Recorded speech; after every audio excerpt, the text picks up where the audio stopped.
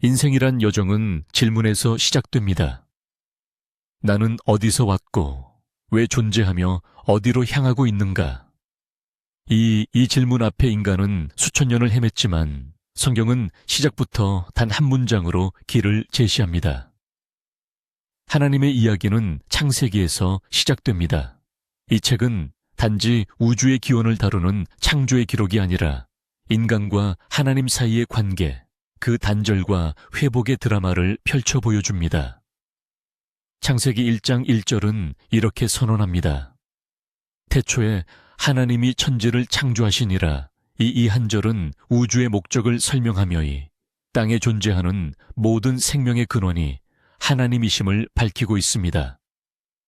무에서 유를 창조하신 하나님, 그분은 혼돈을 질서로 바꾸시고 공허를 풍성함으로 채우십니다.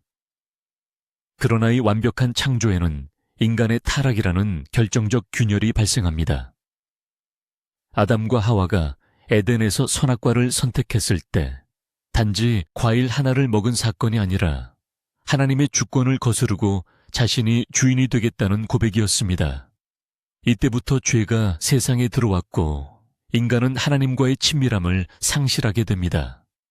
그 결과는 분열과 경쟁, 폭력, 죽음으로 이어졌습니다.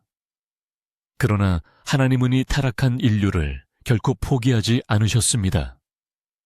노아의 방주 아브라함과의 언약 이삭과 야곱을 통해 하나님은 새로운 구속의 계획을 이어가십니다. 특히 창세기 12장 2절에서 하나님은 아브라함에게 이렇게 약속하셨습니다. 내가 너로 큰 민족을 이루고 내게 복을 주어내 이름을 창대하게 하리니 너는 복이 될지라. 이 언약은 단지 한 사람의 축복을 넘어서 온 인류에게 미칠 구원의 계보를 여는 출발점이 됩니다. 하나님은 한 가정을 통해 민족을 이루고 그 민족을 통해 전 인류를 향한 구원의 길을 준비하십니다. 야곱의 12두 아들은 후에 이스라엘 12두 지파의 조상이 되고 요셉은 형들의 시기로 애굽에 팔려갔지만 결국 애굽의 총리가 되어 하나님의 섭리를 실현하게 됩니다. 이처럼 창세기는 하나님의 주권과 인간의 자유의지, 그 속에서도 결 하나님의 뜻이 이루어지는 과정을 드러내는 말씀입니다. 출애굽기에 이르 이스라엘 민족은 요셉 이후 시간이 흘러 애굽의 종살이 가운데 고통당합니다. 그러나 그들의 고통의 신음은 하나님께 상달되었고 하나님은 모세를 통해 해방의 역사를 이루십니다. 출애굽은 단지 민족의 독립이 아니라 영적인 탈출의 상징입니다. 노예된 삶에서 하나님의 백성으로 전환되는 전환점이며 구속받은 자가 하나님과 다시 언약을 맺는 과정이기도 합니다.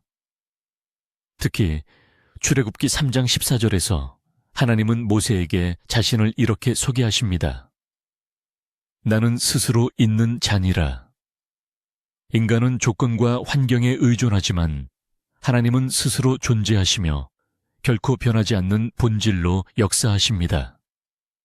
그리고 하나님은 단순히 이스라엘을 애굽에서 해방시킨 것이 아니라 그들을 신내산으로 인도해 언약을 율법을 주심으로써 하나님 백성으로 살아가는 기준을 주셨습니다.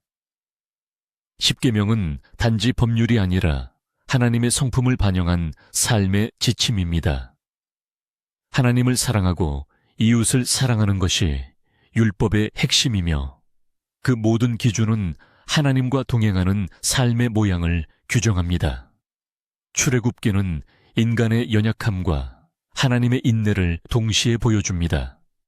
햇나은 그들을 끝까지 포기하지 않으셨습니다. 광야는 고통의 장소였지만 시에 하나님의 임를 가장 가까이서 경험할 수 있는 현장이었습니다. 나와기 불기둥과 구름기둥, 그리고 성막을 통한 하나님의 동행은 인간이 아무리 부족해도 하나님은 함께 하시겠다는 약속의 표현이었습니다. 창세기와 출애굽기를 통해 드러나는 핵심은 분명합니다. 인간은 끊임없이 길을 잃지만 하나님은 언제나 찾아오시고 말씀하시며 복시키십니다. 그분의 관심은 언제나 사람입니다. 그리고 그 회복은 단지 외적인 변화가 아니라 관계의 회복입니다. 하나님을 잊고 살았던 인생이 다시 하나님을 중심에 두고 살아가는 것, 그것이 출애굽의 진짜 의미입니다. 다음은 레위기와 민수기를 통해 하나님께 가까이 가는 삶의 방식에 대해 이야기 나누겠습니다. 하나님을 믿는다고 말하면서도 어떻게 살아야 하나님께 가까이 다가갈 수 있을지 막막했던 순간이 있었을 것입니다. 믿음이 추상적이게 느껴질 때 우리는 실제로 무엇을 하고 어떻게 살아야 하는지 물어야만 합니다. 그 물음에 답을 주는 성경의 흐름은 바로 레위기와 민수기를 통해 이어집니다. 레위기는 하나님께 가까이 가는 삶이란 단순한 의식이나 행위가 아니라 거룩을 지향하는 삶임을 분명히 보여줍니다. 이 책은 제사법과 정결법 제사장 규례와 절기속죄와 성결에 대한 명령들로 가득 차 있지만 그 안에는 한 가지 중심 원리가 흐르고 있습니다. 바로 하나님께서 거룩하시기 때문에 그분의 백성 또한 거룩해야 한다는 점입니다. 레위기 19장 2절에서 하나님은 이렇게 말씀하십니다. 너는 너희는 거룩하라. 이는 나 여호와 너희 하나님이 거룩함이니라. 거룩은 외적인 흠없음이 아니라 하나님의 마음과 뜻에 조율된 삶을 의미합니다. 레위기의 제사 규례는 복잡하고 다양한 방식으로 구성되어 있지만 핵심은 단 하나입니다. 하나님과의 관계 회복을 위한 길을 여시는 하나님의 은혜입니다. 번제 소제, 화목제, 속죄제, 속건제는 각각 하나님께 헌신 감사, 화해 회개, 보상의 의미를 담고 있습니다. 죄 마은 인간이 하나님 앞에 설 수 있는 유일한 길은 하나님이 주신 방식을 통해서만 가능하며 그 방식은 자비와 용서를 전제로 하고 있다는 것이 율법의 본질입니다. 또한 성막 중심의 삶은 하나님이 우리 가운데 거하시며 동행하시기를 원하신다는 메시지입니다. 하나님은 백성의 중심에 거하시며 그들이 삶 속에서 그분을 기억하고 가까이 하기를 원하셨습니다. 성막은 단지 예배를 드리는 장소가 아니라 하나님과 동행하는 삶의 중심 상징이었습니다. 그런데 하나님과 가까이 지내는 것이 단지 규례를 따르는 것으로 완성되지 않는다는 것을 민수기를 통해 다시금 배우게 됩니다. 민수기는 광야의 여정을 담고 있지만 단순한 이동의 기록이 아니라 믿음과 불순종, 순종과 은혜가 교차되는 생생한 믿음의 연대기입니다. 하나님은 이미 출애굽으로 구원을 주셨고 레위기를 통해 예배의 삶을 가르치셨지만 이스라엘 백성은 여전히 불신과 두려움에 흔들렸습니다. 민수기 14장 11절에서 하나님은 이렇게 탄식하십니다. 이 백성이 어느 때까지 나를 멸시하겠느냐? 내가 그들 중에 많은 이적을 행하였으나 어느 때까지 나를 믿지 않겠느냐? 하나님은 광야에서 만나를 주시고 물을 내셨으며 원수와의 전쟁에서 승리를 안겨주셨습니다. 그러나 백성은 현실의 어려움 앞에서 매번 원망과 불평으로 반응했습니다. 민수기는 그래서 하나님을 따르는 삶이란 단지 감정이나 상황이 아니라 오랜 시간의 순종과 신뢰를 요구하는 여정이라는 점을 알려줍니다.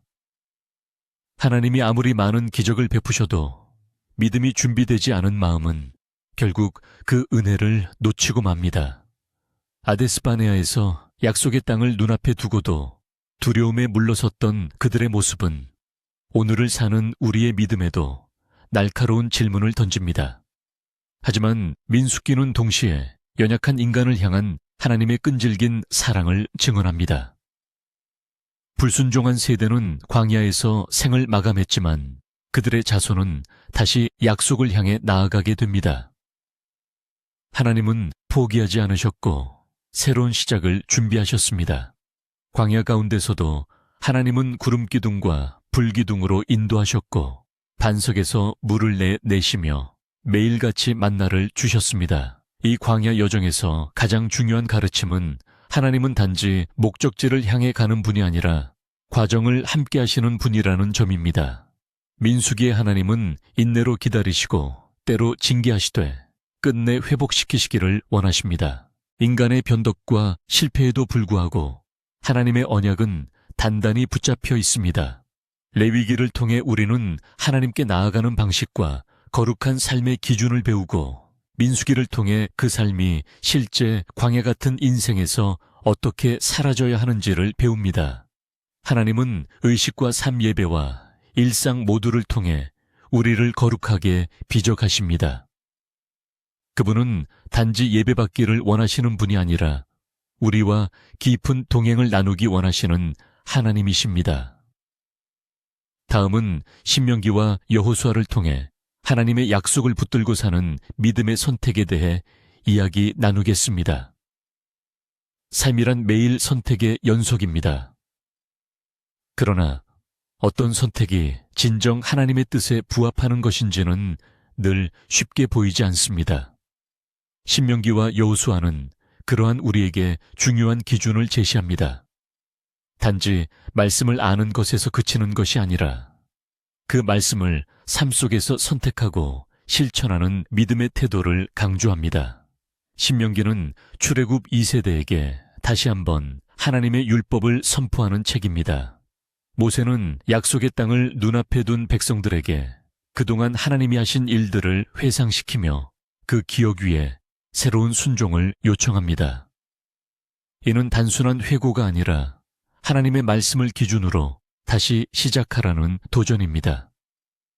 특히 신명기 30장 19절에서 모세는 이렇게 말합니다. 가 생명과 사망과 복과 저주를 내 앞에 두었은즉 너와 내 자손이 살기 위하여 생명을 택하고이. 말씀은 하나님께서 인간에게 자유의지를 주셨음을 보여주지만 동시에 하나님께서 바라시는 바가 분명히 생명이라는 사실도 드러냅니다. 말씀을 따르는 삶이 생명의 길이고 거역은 결국 스스로 파멸을 택하는 일임을 분명히 밝히고 있습니다.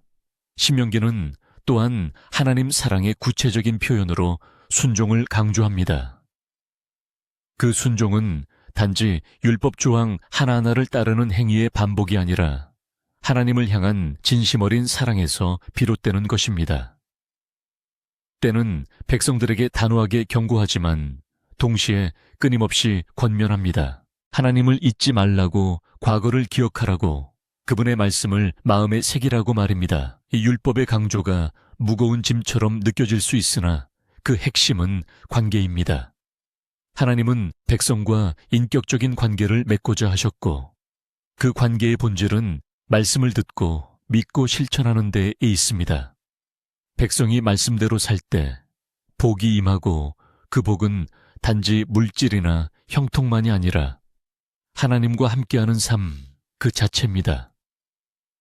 이제 여호수아로 이어지면 드디어 약속의 땅을 실제로 밟는 여정이 시작됩니다. 모세의 뒤를 이은 여호수아는 강력한 믿음과 순종으로 이끄는 지도자였습니다.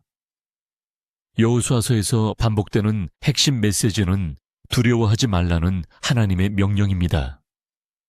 여호수아 1장 9절에서 하나님은 이렇게 말씀하십니다. 명한 것이 아니냐, 강하고 담대하라. 두려워하지 말며 놀라지 말라네.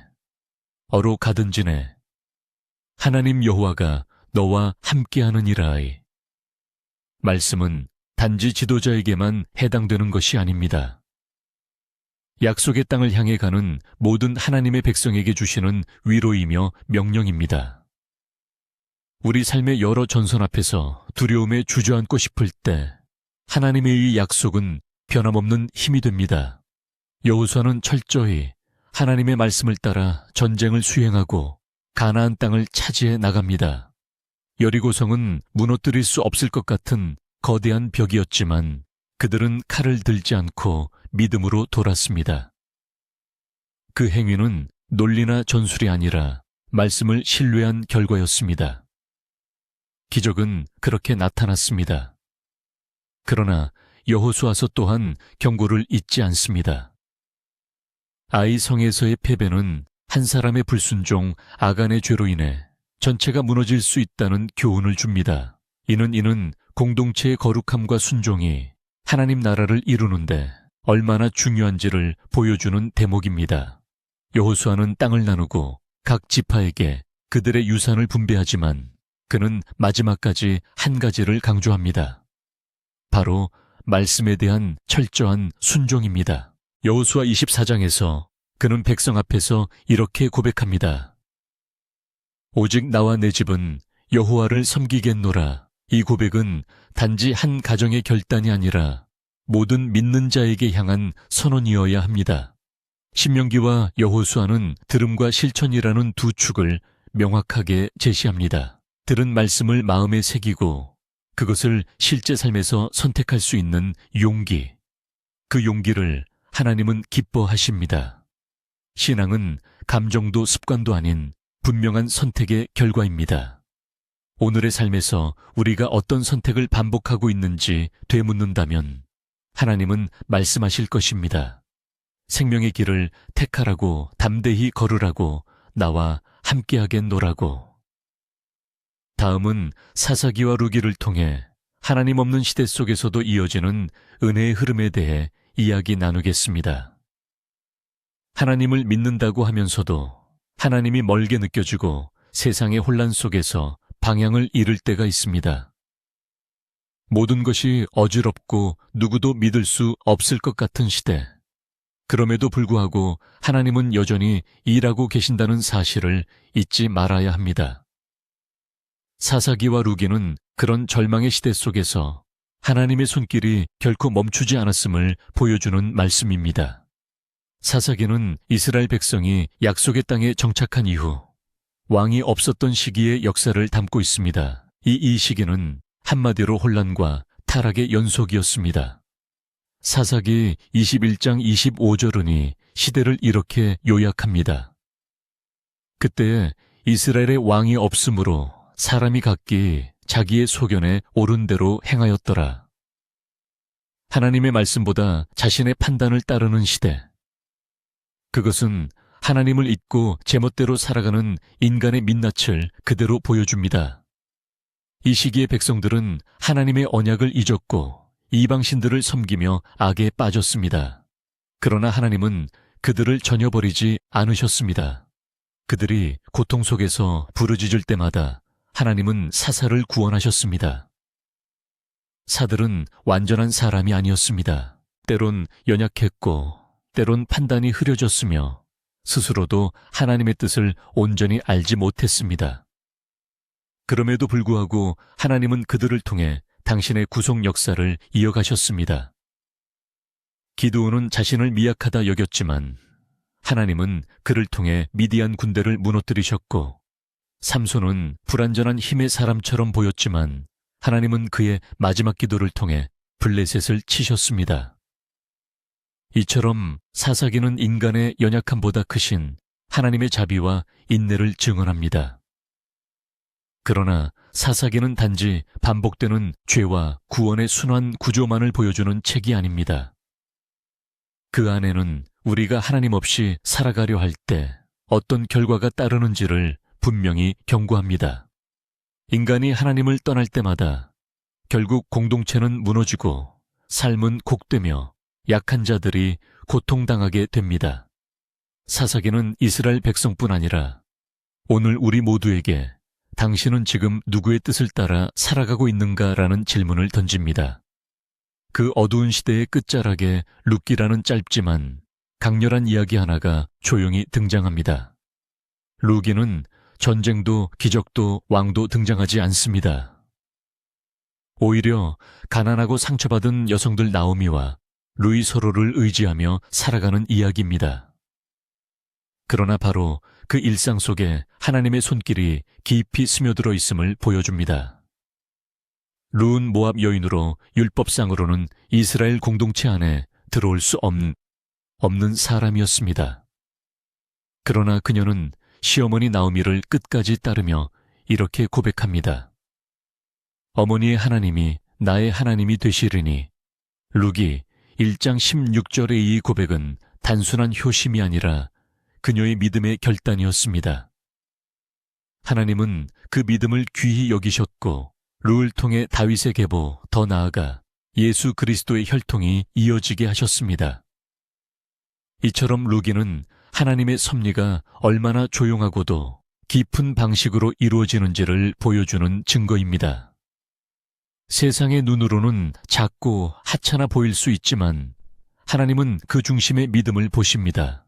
은혜는 하나님께서 실패한 인생 고통 가운데 있는 사람 이방의 여인조차 그분의 구원 역사에 참여시키신다는 것입니다. 룻은 자신의 실만 보면 아무것도 희망이 없었지만 하나님을 선택한 그 결정 하나로 인생 전체의 방향이 바뀌었습니다. 사사기의 끝과 루기의 시작은 어쩌면 대비되는 것처럼 보이지만 실제로는 하나의 흐름 속에 있습니다. 하나님을 저버린 공동체의 혼란 속에서도 하나님은 한 사람의 신실한 믿음을 통해 미래를 준비하십니다. 사사기의 혼란을 살아가는 우리가 룻의 조용한 결단을 닮을 수 있다면 우리 삶에도 하나님은 은혜의 계보를 잇기 시작하실 것입니다.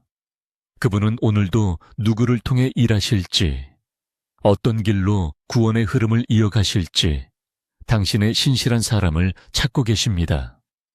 다음은 사무엘상과 사무엘하를 통해 하나님의 통치와 왕권의 시작에 대해 이야기 나누겠습니다. 사람이 중심이 된 시대는 언제나 흔들렸습니다. 누가 더 높아질까를 고민하고 누구를 슬을 두고 분열이 생기며 결국 사람을 신뢰한 자리에는 실망만이 가득했습니다. 그런 시대 속에서 하나님은 새로운 통치를 준비하십니다. 바로 사무엘상과 사무엘하를 통해 하나님은 인간의 왕권과 하나님의 주권이 어떻게 긴장하고 부딪히는지를 보여주십니다. 사무엘상은 이스라엘의 마지막 사사인 사무엘의 탄생으로 시작됩니다. 그의 어머니 한나는 오랫동안 아이를 낳지 못한 슬픔 속에서 하나님께 간절히 기도했고 그 기도의 응답으로 사무엘이 태어납니다. 하나님은 그 사무엘을 통해 새로운 시대를 여십니다. 이때 이스라엘 백성은 사사시대의 혼란을 끝내고 싶어 했습니다. 그래서 그들은 하나님께 우리에게도 왕을 주십시오라고 요청합니다. 다른 민족들처럼 사람 왕을 통해 질서를 원했던 그들의 요구는 곧 하나님의 주권을 거절하는 일이었습니다. 사무엘상 8장 7절에서 하나님은 이렇게 말씀하십니다. 그들이 너를 버림이 아니오를 버려 자기들의 왕이 되지 못하게 함이니라. 사무엘을 거부했지만 사실은 하나님의 통치를 원하지 않았던 것입니다. 하나님은 그럼에도 불구하고 사울을 첫 왕으로 세우십니다. 사울은 외형적으로는 백성의 기대에 부응하는 인물이었습니다. 기가 크고 용맹하며 지도자답게 보였습니다. 그러나 그는 하나님의 말씀보다 자신의 판단을 앞서는 사람이었습니다. 하나님의 명령을 끝까지 따르지 않고 자기 뜻대로 제사하고 자신을 위한 명예를 구했습니다. 결국 사울은 하나님께 버림받고 이스라엘은 또다시 혼란의 중심으로 향하게 됩니다. 사무엘상은 여기서 멈추지 않습니다. 하나님은 다윗이라는 한 목동 소년을 선택하십니다. 그의 외모가 아니라 마음을 보셨기 때문입니다. 사무엘상 16장 7절에서 하나님은 이렇게 말씀하십니다. 사람은 외모를 보거니와 나 여호와는 중심을 보느니라. 하나님이 찾으시는 사람은 기술이나 경력 배경이 아니라 오직 마음의 중심이 그분께 있는 사람입니다. 다윗은 사울에게 쫓며 광야를 전전하지만 그 시간은 단순한 고난이 아니라 하나님과의 깊은 교회식이었습니다. 그는 사람을 두려워하기보다 하나님을 경외하는 법을 배웠고 자기 손으로 왕권을 빼앗기보다 하나님의 때를 기다릴 줄 알았습니다. 사무엘라는 다윗이 왕 위에 오르며 본격적인 하나님의 왕권 통치가 시작되는 이야기를 담고 있습니다. 그는 처음으로 이스라엘 모든 지파를 하나로 묶고 예살렘을 수도로 삼아 언약을 옮깁니다. 다음 정치적인 통합뿐 아니라 신앙의 중심도 회복하고자 했습니다. 그의 가장 큰 목표는 하나님이 이스라엘의 중심에 계시도록 하는 것이었습니다. 하나님은 그런 다윗에게 언약을 맺으십니다. 사무엘하 7장에서 하나님은 다의 후손을 통해 영원한 왕국을 우시겠다고 약속하십니다. 이 약속은 단지 솔로몬이나 그 이후의 왕들을 뜻하는 것이 아니라 메시아 예수 그리스도를 통한 영원한 하나님의 나라를 예표한 것입니다. 그러나 다 역시 완전한 사람은 아니었습니다. 세바 사건을 통해 그는 큰 죄를 범했고 하나님은 그 죄에 대해 분명한 심판을 내리셨습니다. 그러나 다윗은 자신의 죄를 회피하지 않았습니다. 그는 회개했고 눈물로 밤을 지새웠으며 하나님 앞에 납작 엎드렸습니다. 하나님은 회개하는 자를 외면하지 않으십니다. 다윗의 삶은 죄 없는 삶이 아니라 죄 가운데서도 하나님을 놓치지 않은 삶이었습니다. 그는 실패했고 가정의 불화를 겪었고 아들의 반란도 경험했지만 끝까지 하나님을 의지했습니다. 그래서 다윗은 하나님 마음에 합한 자로 기억되는 것입니다. 사무엘상과 하를 통해 우리는 하나님이 통치를 어떻게 세우시는지를 보게 됩니다. 인간이 원하는 방식은 결국 실패로 끝나지만 하나님이 세우시는 통치는 사람의 눈에는 더 보일지라도 견고하며 사람의 뜻이 아닌 하나님의 성품으로 이루어진다는 것을 알게 됩니다. 우리도 때로는 사울처럼 외적인 조건을 따라 판단하고 또 다윗처럼 죄에 넘어지기도 합니다. 그러나 중요한 것은 끝까지 하나님께 돌아오는 회개의 마음입니다. 하나님은 그런 심령을 가까이 하시며 그 마음에 당신의 나라를 세워가십니다. 다음은 열왕기상과 열왕기하를 통해 하나님의 언약을 무너뜨리는 인간의 교만과 그럼에도 불구하고 이어지는 은혜의 역사에 대해 이야기 나누겠습니다. 한때 하나님의 은혜로 세워졌던 나라도 사람의 교만이 자리 잡는 순간 무너질 수 있습니다. 영광스러웠던 성전도 하나님을 떠난 백성의 마음을 대신할 수는 없습니다. 열왕기상과 열왕기하는 인간의 왕국이 어떻게 서고 무너지는지를 보여주는 동시에 하나님의 언약은 어떻게 끝내 이어지는지를 증언합니다. 열왕기상은 다윗의 마지막 유언과 함께 시작됩니다. 그는 아들 솔로몬에게 왕위를 넘기며 이렇게 당부합니다. 네. 하나님 여호와의 명령을 지켜 그 길로 행하라. 이 말은 단순한 정치적 계승이 아닌 하나님의 뜻 안에서 통치해야 한다는 영적인 유산이었습니다. 솔로몬은 초기에 그 유산을 잘 따랐습니다. 그는 지혜를 구했고 하나님은 그에게 전무후무한 지혜뿐 아니라 부와 명예까지 허락하셨습니다. 열왕기상 3장 12절에서 하나님은 이렇게 말씀하십니다. 내가 내 말대로 하여 내게 지혜롭고 총명한 마음을 주노니네 앞에도 없었거늘 뒤에도 없으리라. 솔로몬은 실제로 재판에서도 외교에서도 놀라운 통찰력을 발휘하며 백성에게 존경을 받았습니다. 그가 지은 예루살렘 성전은 이스라엘 역사상 가장 찬란한 신앙의 상징이었습니다. 하나님의 언약과 안치되고 불이 하늘에서 내려오며 성전은 하나님의 임했습니다. 그러나 바로 그 솔로몬이 끝내 무너지고 맙니다. 그의 몰락은 갑작스럽지 않았습니다. 수많은 이방 아내를 들이고 그들의 신을 따르며 마음이 점차 하나님에게서 떠난 것이었습니다. 하나님은 그에게 두 번째 나타나셔서 경고하셨지만 솔로몬은 회개하지 않았고 그 결과 왕국은 둘로 나뉘게 됩니다. 이후 열왕기하까지 이어지는 역사는 북이스라엘과 남유다로 분열된 왕국의 긴 싸움과 배신의 기록입니다. 북이스라엘은 단 한 명의 선한 왕도 없이 계속해서 우상 숭배에 빠졌고 아합과 이세벨 같은 악한 왕들 아래에서 하나님을 대적하기에 이하나은 선지자들을 통해 끊임없이 고하셨습니다. 엘은 엘리야는 갈멜산에서 바알 선지자들과 싸웠고 하늘에서 불이 내려 그가 전한 말씀이 참임을 증명하셨습니다. 엘리사는 요단강을 가르고 죽은 아이를 살리며 하나님의 권능이 인간의 정치와 종교를 넘어선다는 것을 보여주었습니다. 그러나 기적 앞에서도 마음이 돌같이 굳은 백성은 끝내 회개하지 않았고 북이스라엘은 아수르에 의해 멸망당합니다. 남유다는 비교적 선한 왕들이 있었지만 결국 그들도 우상 숭배와 부패로 인해 바벨론의 침공을 받게 되고 예루살렘 성전은 무너지고 백성은 포로로 끌려갑니다.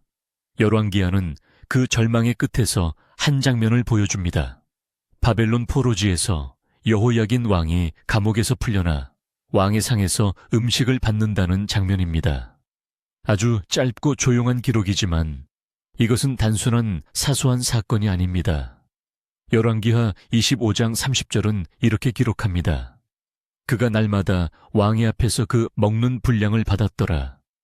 이 장면은 하나님이 다윗과 맺으신 언약을 아직 끝내지 않으셨다는 조용한 선언입니다. 포로로 끌려간 그 땅에서도 하나님은 당신의 약속을 잊지 않으시고 회복의 씨앗을 남기십니다. 열왕기 전체를 통해 우리는 명확히 알 수 있습니다.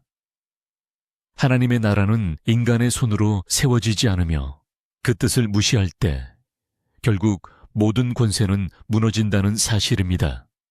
인간의 통치가 아무리 영광스러워 보여도 하나님을 등지는 순간부터 그 안에는 균열이 생기기 시작합니다. 그렇다고 하나님은 포기하지 않으십니다.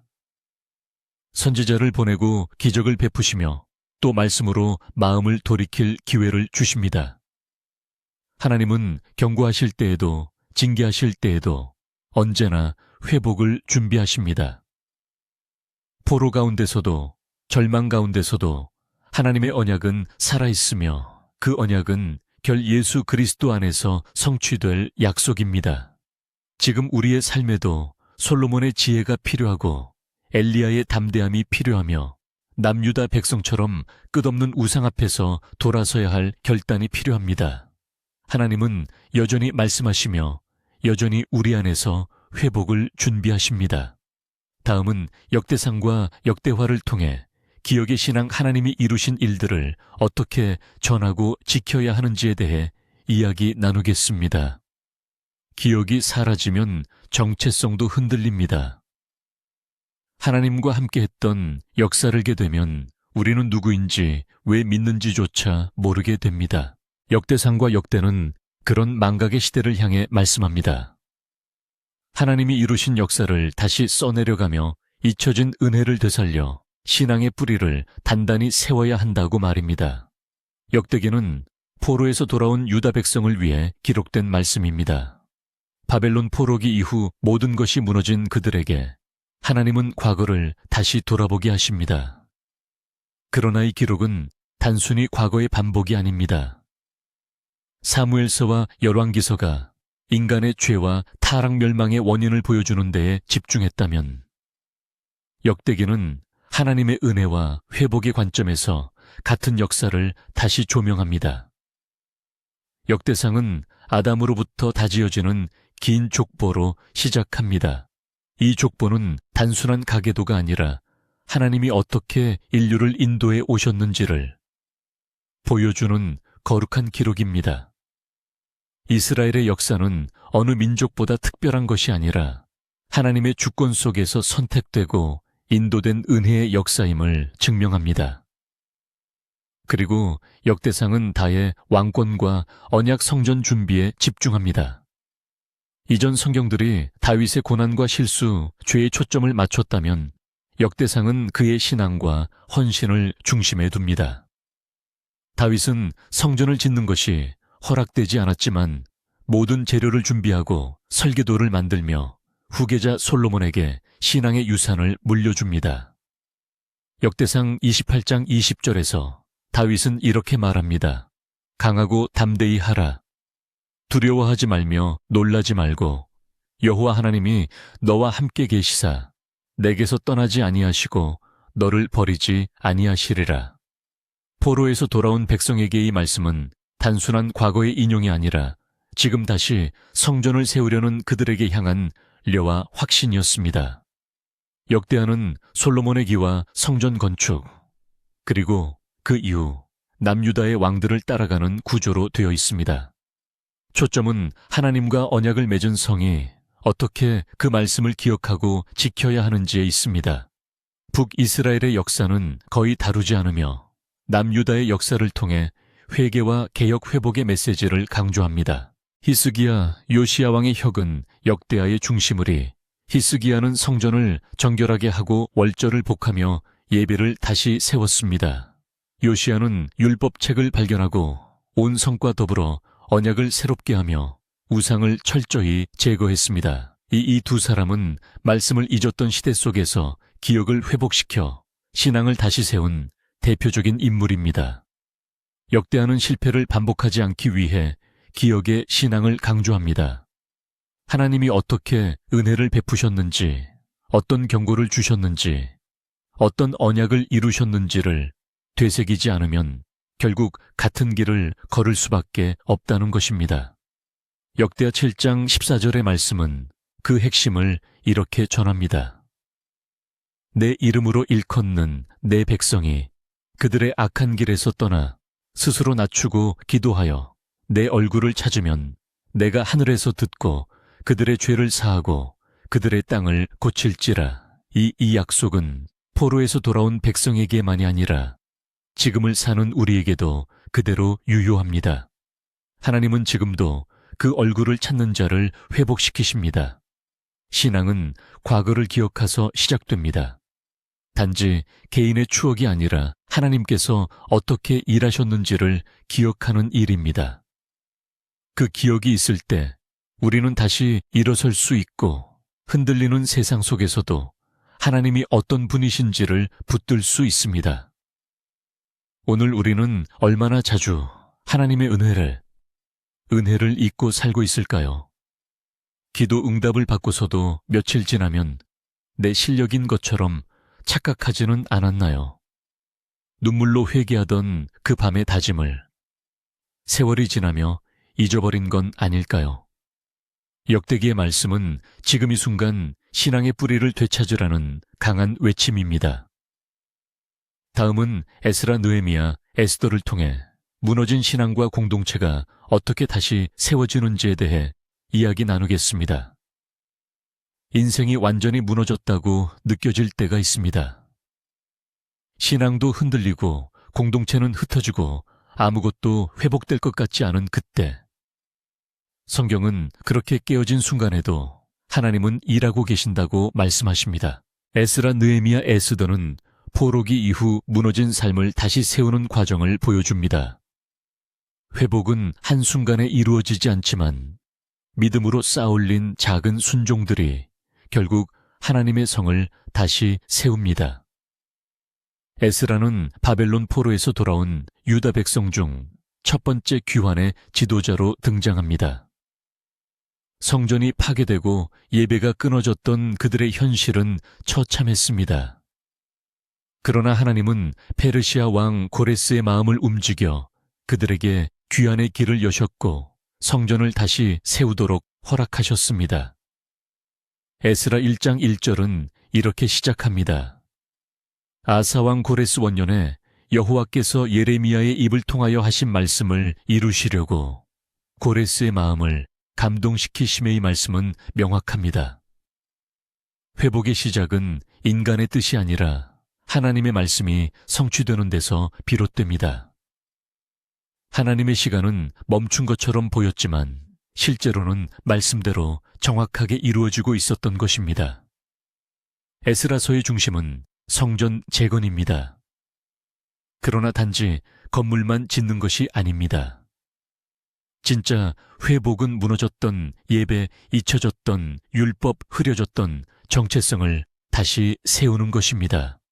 백성은 귀환하자마자 먼저 제단을 쌓고 번제를 드렸습니다. 그들에게 가장 시급한 것은 안전이나 집이 아닌 하나님께 다시 나아가는 일이었습니다. 그러나 성전 재건은 쉽게 이루어지지 않았습니다. 외부의 방해와 내부의 낙심이 이어졌고 공사는 중단되기도 했습니다.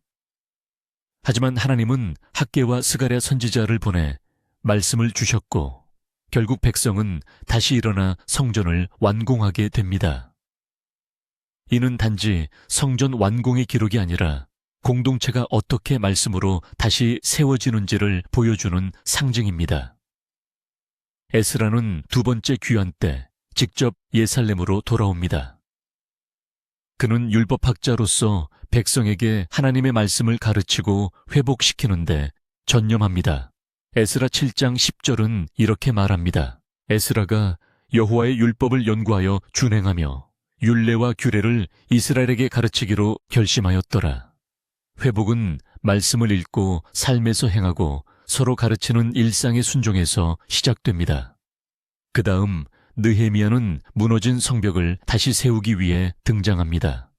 성전은 있었지만 도시는 여전히 황폐했고 백성은 수치를 안고 살았습니다. 느헤미야는 왕의 술관원이었지만 예루살렘의 소식을 듣고 마음이 무너졌고 금식하며 기도했습니다. 그의 기도는 단순한 감정 표현이 아니라 철저한 회개와 준비된 헌신의 시작이었습니다. 느헤미야 1장 4절은 이렇게 기록합니다. 내가 이 말을 듣고 앉아서 울고 수일 동안 슬퍼하며 하늘의 하나님 앞에 금식하며 기도하여 그의 회개는 민족의 죄를 대신하는 기도였고 하나님의 긍휼을 구하는 간절한 부르짖음이었습니다. 느헤미야는 무너진 성벽을 백성과 함께 다시 씁니다. 외적 공격과 조롱 내부의 갈등 속에서도 그는 결코 물러서지 않았습니다. 그는 한 손에 연장을 들고 다른 한 손엔 무기를 들며 경계를 늦추지 않고 일을 이어갔습니다. 단지 성벽을 쌓는 일이 아니라 공동체의 경계와 정체성을 다시 세우는 과정이었습니다. 마지막으로 에스더는 전혀 다른 배경에서 하나님의 섭리를 보여줍니다. 에스더는 바벨론이 아닌 페르시아 왕궁에서 왕후가 된 유대 여인이었고 하만이라는 인물이 유다 민족 전체를 학살하려는 음모를 꾸미게 됩니다. 이때 모르드게는 에스더에게 이렇게 말합니다. 네가 왕후의 자리를 얻은 것이 이때를 위함이 아닌지 누가 아느냐. 에스더 4장 14절의 이 말씀은 하나님이 모든 상황 속에서 사람을 준비하신다는 진리를 깨닫게 합니다. 에스더는 두려웠지만 죽으면 죽으리라는 각오로 왕 앞에 나아갔고 결국 유다 민족을 구원하는 하나님의 도구가 됩니다. 하나님의 이름이 단 한 번도 등장하지 않느니 책은 아이러니하게도 하나님의 섭리가 얼마나 조용하고도 철저하게 작동하는지를 보여주는 가장 강력한 증언입니다. 에스라, 느헤미야, 에스더 이 세 권은 서로 다른 상황과 배경에서 공통된 메시지를 전합니다. 회복은 하나님의 말씀이 이루어지는 순간에 시작되며 그 과정에는 눈물과 기도가 동반되고 하나님은 준비된 사람을 통해 반드시 일하신다는 것입니다. 지금 우리 삶에도 무너진 성벽이 있을 수 있습니다. 신앙이 흔들리고 기도가 끊기고 마음이 지쳐버린 그 자리에서도 하나님은 다시 세우기를 원하십니다. 회복은 멀리 있지 않습니다. 말씀을 다시 열고 회개의 자리로 돌아가고 하나님의 때를 기다릴 때 이미 시작된 것입니다. 다음은 욥기 시편 잠언 전도서 아가서를 통해 고난과 지혜 사랑과 기쁨의 다양한 감정 속에서 하나님을 어떻게 만나야 하는지에 대해 이야기 나누겠습니다. 인생은 예측할 수 없는 계절처럼 고난과 기쁨 질문과 침묵이 교차합니다. 우리의 마음이 깊어지고 신앙이 단단해지는 시기는 언제나 평탄할 때가 아니라 흔들릴 때입니다. 욥기 시편, 잠언 전도서 아가서는 바로 그런 삶의 복잡한 감정과 상황 속에서 하나님을 어떻게 바라보고 마주해야 하는지를 보여줍니다. 먼저 욥기는 인간의 고난이라는 주제를 가장 깊이 있게 다루는 성경입니다. 욥은 의인이었고 하나님을 경외하며 악에서 떠난 사람이었습니다. 그러나 어느 날 모든 것을 잃게 됩니다.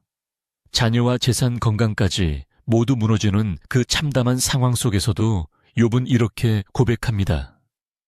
내가 모태에서 알몸으로 나와 싸운즉 또한 알몸이 그리로 돌아가올지라. 주신 이도 여호와시오 거두신 이도 여호와시오니 여호와의 이름이 찬송을 받으실지니이다. 욥기 1장 21절의 이 고백은 고난 속에서도 하나님을 신뢰하는 믿음의 정점을 보여줍니다. 그러나 욥은 단순히 인내만으로의 책을 채우지 않습니다. 그는 질문합니다. 항의합니다. 억울하다고 부르짖습니다. 친구들과의 대화를 통해 인간의 얕은 신학이 얼마나 고통스러운 이에게 날카로운 칼이 될 수 있는지도 드러납니다. 하나님은 결국 욥에게 응답하시며 고난의 의미를 단순한 인과 응보로 설명하지 않으십니다. 그 대신 하나님은 창조의 질서를 보여주시며 인간의 이에 넘어 있는 하나님의 계획을 보게 하십니다. 시편은 고난과 찬양 눈물과 기쁨이 어우러진 믿음의 노래입니다. 다양한 시편의 저자들은 삶의 깊은 고통 속에서도 하나님을 찾으며 때로는 침묵 앞에서 좌절하고 때로는 응답 앞에서 춤을 춥니다. 시편 23편은 다윗이 고난 중에도 하나님이 목자가 되어 주심을 고백하며 내가 사망의 음침한 골짜기로 다닐지라도 해를 두려워하지 않을 것은 주께서 나와 함께 하심이라고 외칩니다.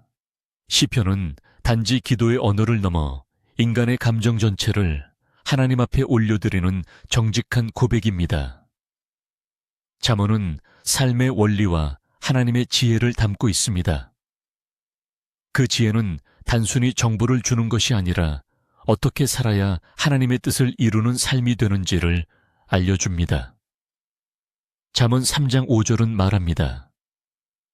너는 마음을 다하여 여호와를 신뢰하고내 명철을 의지하지 말라. 인간의 판단과 계산을 넘어서는 하나님의 길. 그것이 참된 지혜입니다. 잠언의 지혜는 오늘을 사는 우리가 복잡한 선택 앞에서 어떤 기준으로 살아야 하는지를 제시합니다. 전도서는 또 다른 시선으로 삶을 바라봅니다. 솔로몬은 인생의 모든 것을 경험하고 난 후 인생의 허무함을 고백합니다. 전도서 1장 2절 헛되고 헛되며 헛되고 헛되니 모든 것이 헛되도다. 이 외침은 단순한 비관이 아닙니다. 인간이 하나님 없이 살아가는 모든 삶의 모습이 얼마나 의미를 잃기 쉬운지를 일깨워줍니다. 그러나 전도서는 결론에서 분명히 말합니다. 하나님을 경외하고 그의 명령을 지킬지어다. 이것이 사람의 본분이니라. 인생의 해답은 경험이나 지식이 아니라 하나님을 경외하는 데에 있다는 진리를 전합니다.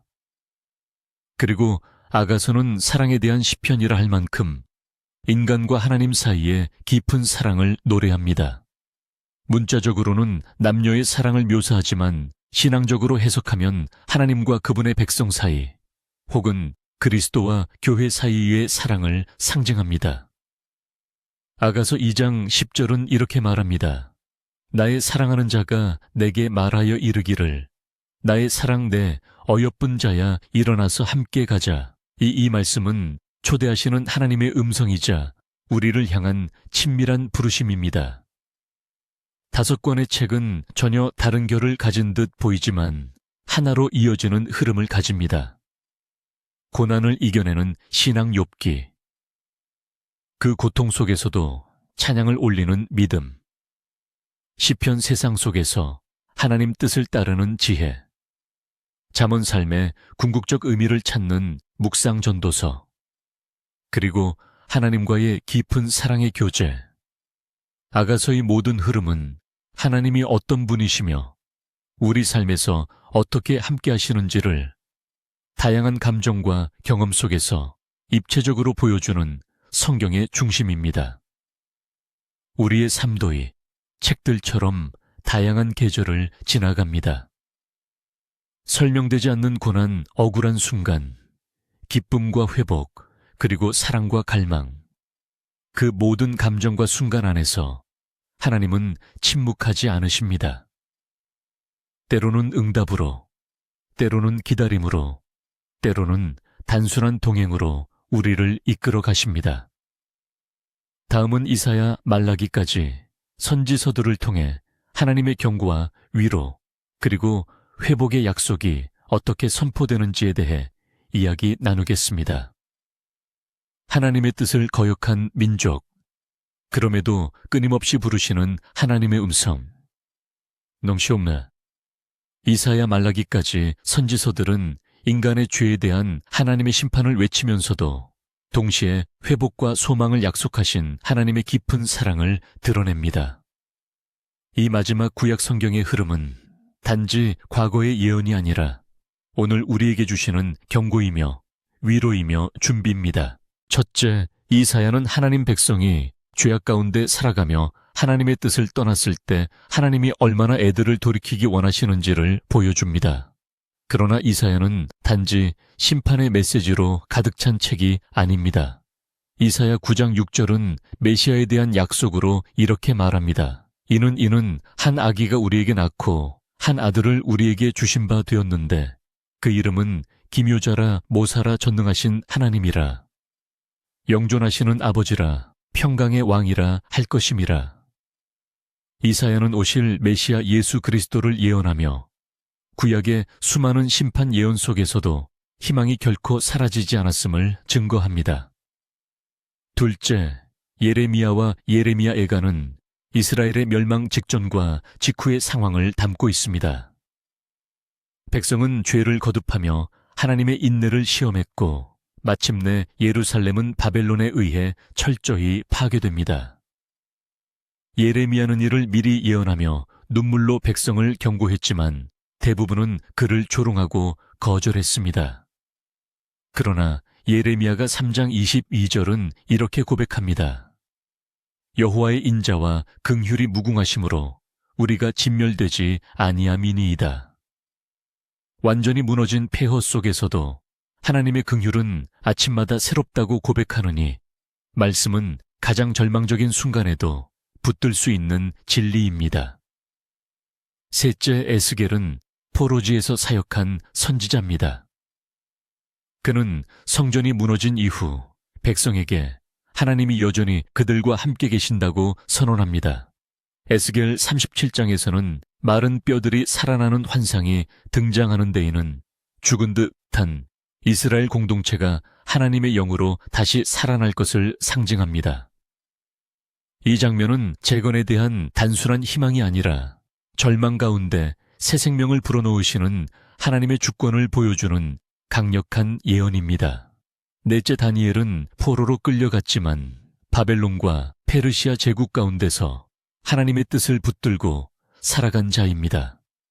사자굴에서도 풀무불에서도 하나님은 그의 충성심을 지켜보셨고 보호하셨습니다. 다니엘은 환상을 통해 장차올 나라들, 그리고 마지막 날의 심판과 구원에 대한 예언까지 전하며 역사의 흐름을 다스리시는 하나님의 계획을 분명하게 드러냅니다.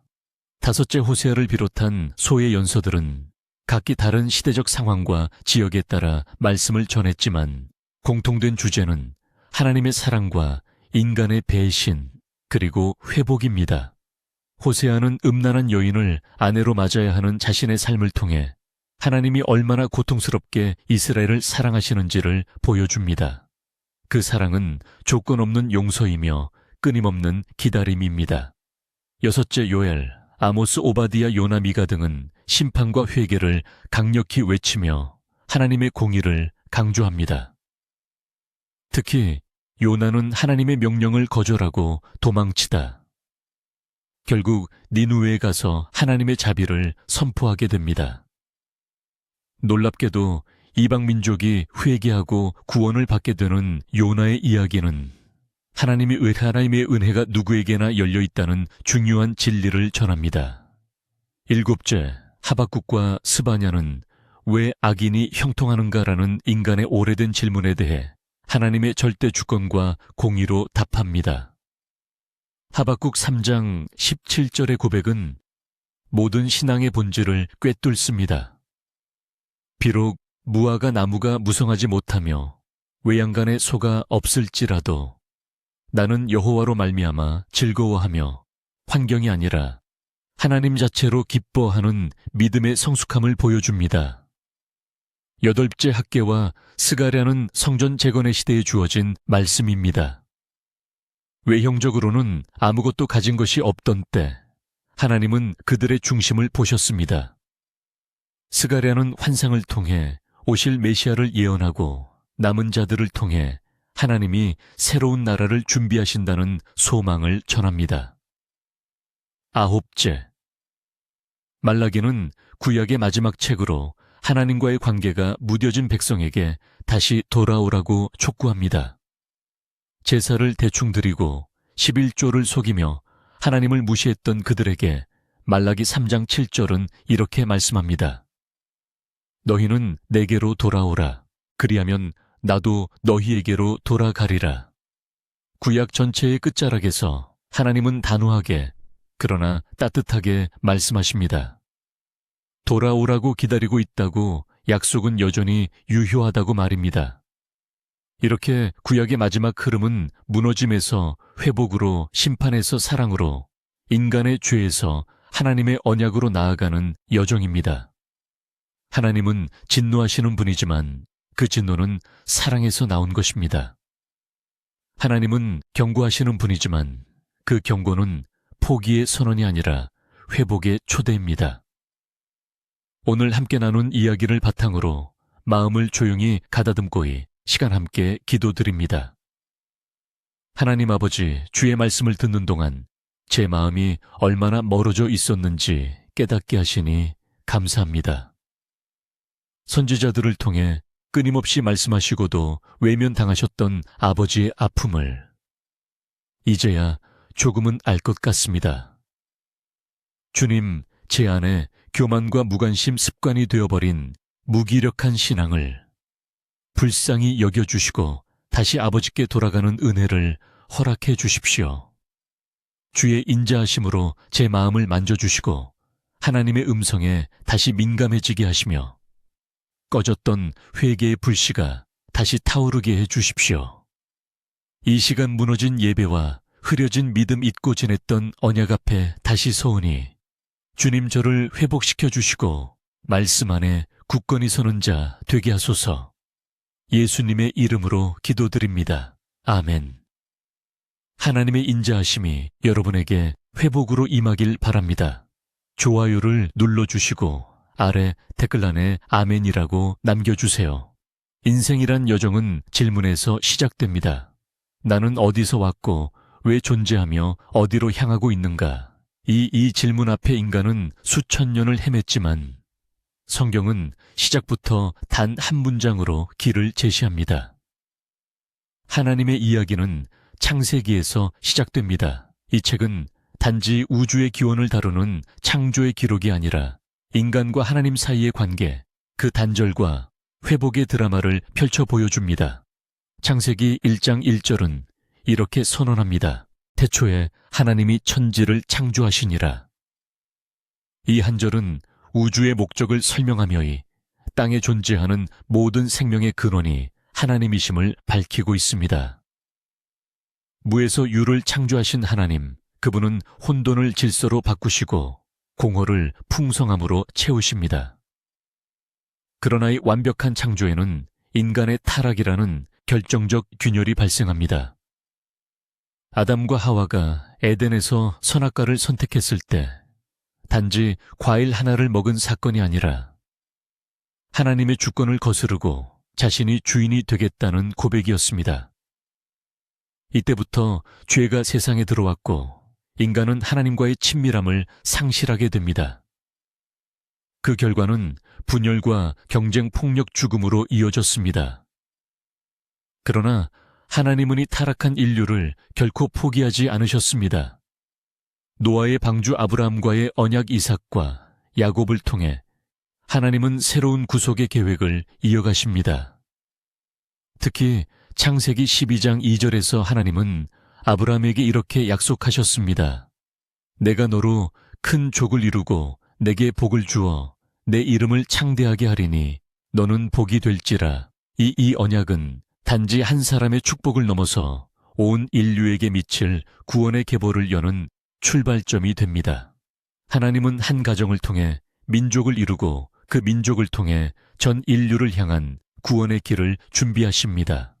야곱의 12아들은 후에 이스라엘 12지파의 조상이 되고 요셉은 형들의 시기로 애굽에 팔려갔지만 결국 애굽의 총리가 되어 하나님의 섭리를 실현하게 됩니다.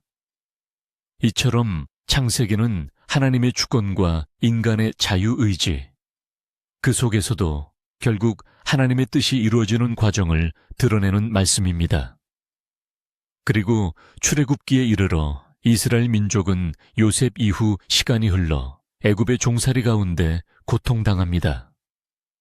그러나 그들의 고통의 신음은 하나님께 상달되었고 하나님은 모세를 통해 해방의 역사를 이루십니다. 출애굽은 단지 민족의 독립이 아니라 영적인 탈출의 상징입니다. 노예된 삶에서 하나님의 백성으로 전환되는 전환점이며 구속받은 자가 하나님과 다시 언약을 맺는 과정이기도 합니다. 특히 출애굽기 3장 14절에서 하나님은 모세에게 자신을 이렇게 소개하십니다. 나는 스스로 있는 자니라. 인간은 조건과 환경에 의존하지만 하나님은 스스로 존재하시며 결코 변하지 않는 본질로 역사하십니다. 그리고 하나님은 단순히 이스라엘을 애굽에서 해방시킨 것이 아니라 그들을 시내산으로 인도해 언약을 체결하고 율법을 주심으로써 하나님 백성으로 살아가는 기준을 주셨습니다. 명은 단지 법률이 아니라 하나님의 성품을 반영한 삶의 지침입니다. 하나님을 사랑하고 이웃을 사랑하는 것이 율법의 핵심이며 그 모든 기준은 하나님과 동행하는 삶의 모양을 규정합니다. 출애굽기는 인간의 연약함과 하나님의 인내를 동시에 보여줍니다. 백성은 끊임없이 불평했고 하나님은 그들을 끝까지 포기하지 않으셨습니다. 광야는 고통의 장소였지만 동시에 하나님의 임재를 가장 가까이서 경험할 수 있는 현장이었습니다.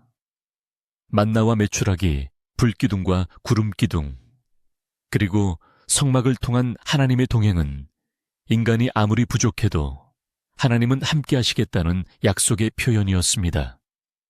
창세기와 출애굽기를 통해 드러나는 핵심은 분명합니다. 인간은 끊임없이 길을 잃지만 하나님은 언제나 찾아오시고 말씀하시며 회복시키십니다. 그분의 관심은 언제나 사람입니다. 그리고 그 회복은 단지 외적인 변화가 아니라 관계의 회복입니다. 하나님을 잊고 살았던 인생이 다시 하나님을 중심에 두고 살아가는 것. 그것이 출애굽의 진짜 의미입니다. 다음은 레위기와 민수기를 통해 하나님께 가까이 가는 삶의 방식에 대해 이야기 나누겠습니다. 하나님을 믿는다고 말하면서도 어떻게 살아야 하나님께 가까이 다가갈 수 있을지 막막했던 순간이 있었을 것입니다. 믿음이 추상적이게 느껴질 때 우리는 실제로 무엇을 하고 어떻게 살아야 하는지 물어야만 합니다. 그 물음에 답을 주는 성경의 흐름은 바로 레위기와 민수기를 통해 이어집니다.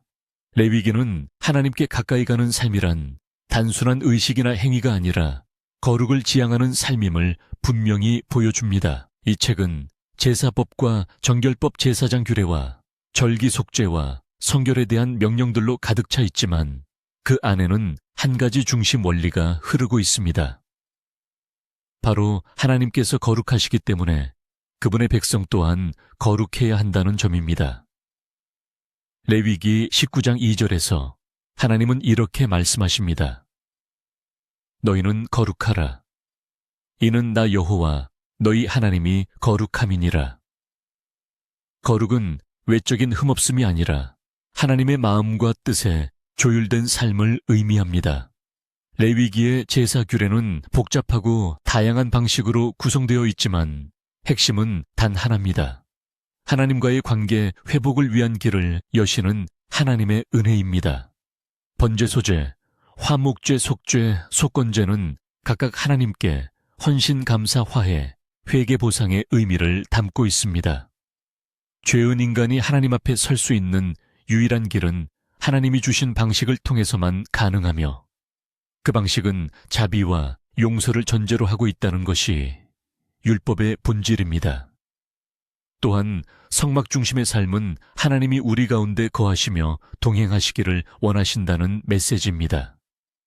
하나님은 백성의 중심에 거하시며 그들이 삶 속에서 그분을 기억하고 가까이 하기를 원하셨습니다. 성막은 단지 예배를 드리는 장소가 아니라 하나님과 동행하는 삶의 중심 상징이었습니다. 그런데 하나님과 가까이 지내는 것이 단지 규례를 따르는 것으로 완성되지 않는다는 것을 민수기를 통해 다시금 배우게 됩니다.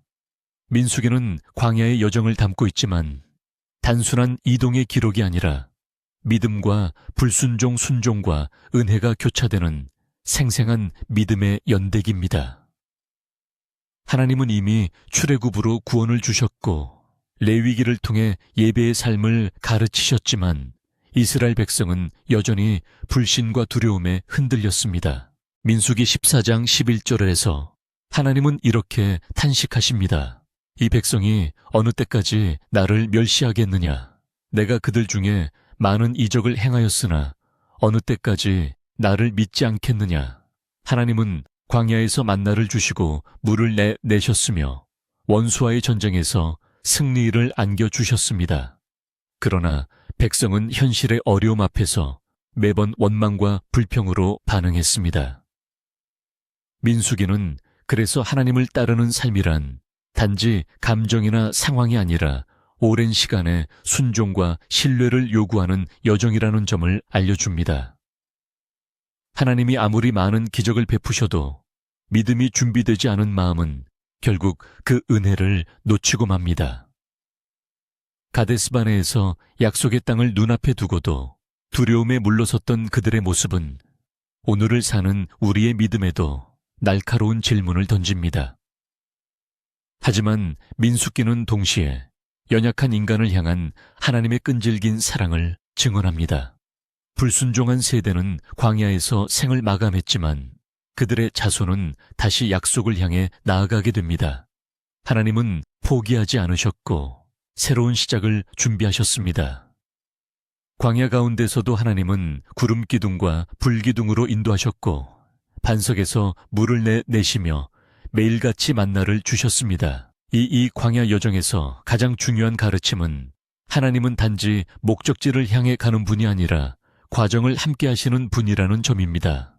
민수기의 하나님은 인내로 기다리시고 때로 징계하시되 끝내 회복시키시기를 원하십니다. 인간의 변덕과 실패에도 불구하고 하나님의 언약은 단단히 붙잡혀 있습니다.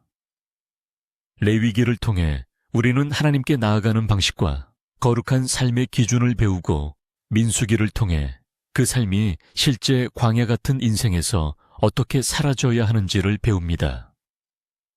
하나님은 의식과 삶 예배와 일상 모두를 통해 우리를 거룩하게 빚어가십니다. 그분은 단지 예배받기를 원하시는 분이 아니라 우리와 깊은 동행을 나누기 원하시는 하나님이십니다. 다음은 신명기와 여호수아를 통해 하나님의 약속을 붙들고 사는 믿음의 선택에 대해 이야기 나누겠습니다. 삶이란 매일 선택의 연속입니다. 그러나 어떤 선택이 진정 하나님의 뜻에 부합하는 것인지는 늘 쉽게 보이지 않습니다. 신명기와 여호수아는 그러한 우리에게 중요한 기준을 제시합니다. 단지 말씀을 아는 것에서 그치는 것이 아니라 그 말씀을 삶 속에서 선택하고 실천하는 믿음의 태도를 강조합니다. 신명기는 출애굽 2세대에게 다시 한번 하나님의 율법을 선포하는 책입니다. 모세는 약속의 땅을 눈앞에 둔 백성들에게 그동안 하나님이 하신 일들을 회상시키며 그 기억 위에 새로운 순종을 요청합니다. 이는 단순한 회고가 아니라 하나님의 말씀을 기준으로 다시 시작하라는 도전입니다. 특히 신명기 30장 19절에서 모세는 이렇게 말합니다. 내가 생명과 사망과 복과 저주를 내 앞에 두었은즉 너와 내 자손이 살기 위하여 생명을 택하고이 말씀은 하나님께서 인간에게 자유의지를 주셨음을 보여주지만 동시에 하나님께서 바라시는 바가 분명히 생명이라는 사실도 드러냅니다. 말씀을 따르는 삶이 생명의 길이고 거역은 결국 스스로 파멸을 택하는 일임을 분명히 밝히고 있습니다. 신명기는 또한 하나님 사랑의 구체적인 표현으로 순종을 강조합니다. 그 순종은 단지 율법 조항 하나하나를 따르는 행위의 반복이 아니라 하나님을 향한 진심 어린 사랑에서 비롯되는 것입니다. 모세는 백성들에게 단호하게 경고하지만 동시에 끊임없이 권면합니다. 하나님을 잊지 말라고, 과거를 기억하라고, 그분의 말씀을 마음에 새기라고 말입니다. 율법의 강조가 무거운 짐처럼 느껴질 수 있으나 그 핵심은 관계입니다. 하나님은 백성과 인격적인 관계를 맺고자 하셨고 그 관계의 본질은 말씀을 듣고 믿고 실천하는 데에 있습니다. 백성이 말씀대로 살 때 복이 임하고 그 복은 단지 물질이나 형통만이 아니라 하나님과 함께하는 삶 그 자체입니다. 이제 여호수아로 이어지면 드디어 약속의 땅을 실제로 밟는 여정이 시작됩니다. 모세의 뒤를 이은 여호수아는 강력한 믿음과 순종으로 이끄는 지도자였습니다. 여호수아서에서 반복되는 핵심 메시지는 두려워하지 말라는 하나님의 명령입니다. 여호수아 1장 9절에서 하나님은 이렇게 말씀하십니다. 내가 내게 명령한 것이 아니냐. 강하고 담대하라. 두려워하지 말며 놀라지 말라. 네가 어디로 가든지네 하나님 여호와가 너와 함께 하느니라. 이 말씀은 단지 지도자에게만 해당되는 것이 아닙니다. 약속의 땅을 향해 가는 모든 하나님의 백성에게 주시는 위로이며 명령입니다. 우리 삶의 여러 전선 앞에서 두려움에 주저앉고 싶을 때 하나님의 약속은 변함없는 힘이 됩니다. 여호수아는 철저히 하나님의 말씀을 따라 전쟁을 수행하고 가나안 땅을 차지해 나갑니다. 여리고성은 무너뜨릴 수 없을 것 같은 거대한 벽이었지만 그들은 칼을 들지 않고 믿음으로 돌았습니다. 그 행위는 논리나 전술이 아니라 말씀을 신뢰한 결과였습니다. 기적은 그렇게 나타났습니다. 그러나 여호수아서 또한 경고를 잊지 않습니다. 아이성에서의 패배는 한 사람의 불순종 아간의 죄로 인해 전체가 무너질 수 있다는 교훈을 줍니다. 이는 공동체의 거룩함과 순종이 하나님 나라를 이루는데 얼마나 중요한지를 보여주는 대목입니다. 여호수아는 땅을 나누고 각 지파에게 그들의 유산을 분배하지만 그는 마지막까지 한 가지를 강조합니다. 바로 말씀에 대한 철저한 순종입니다.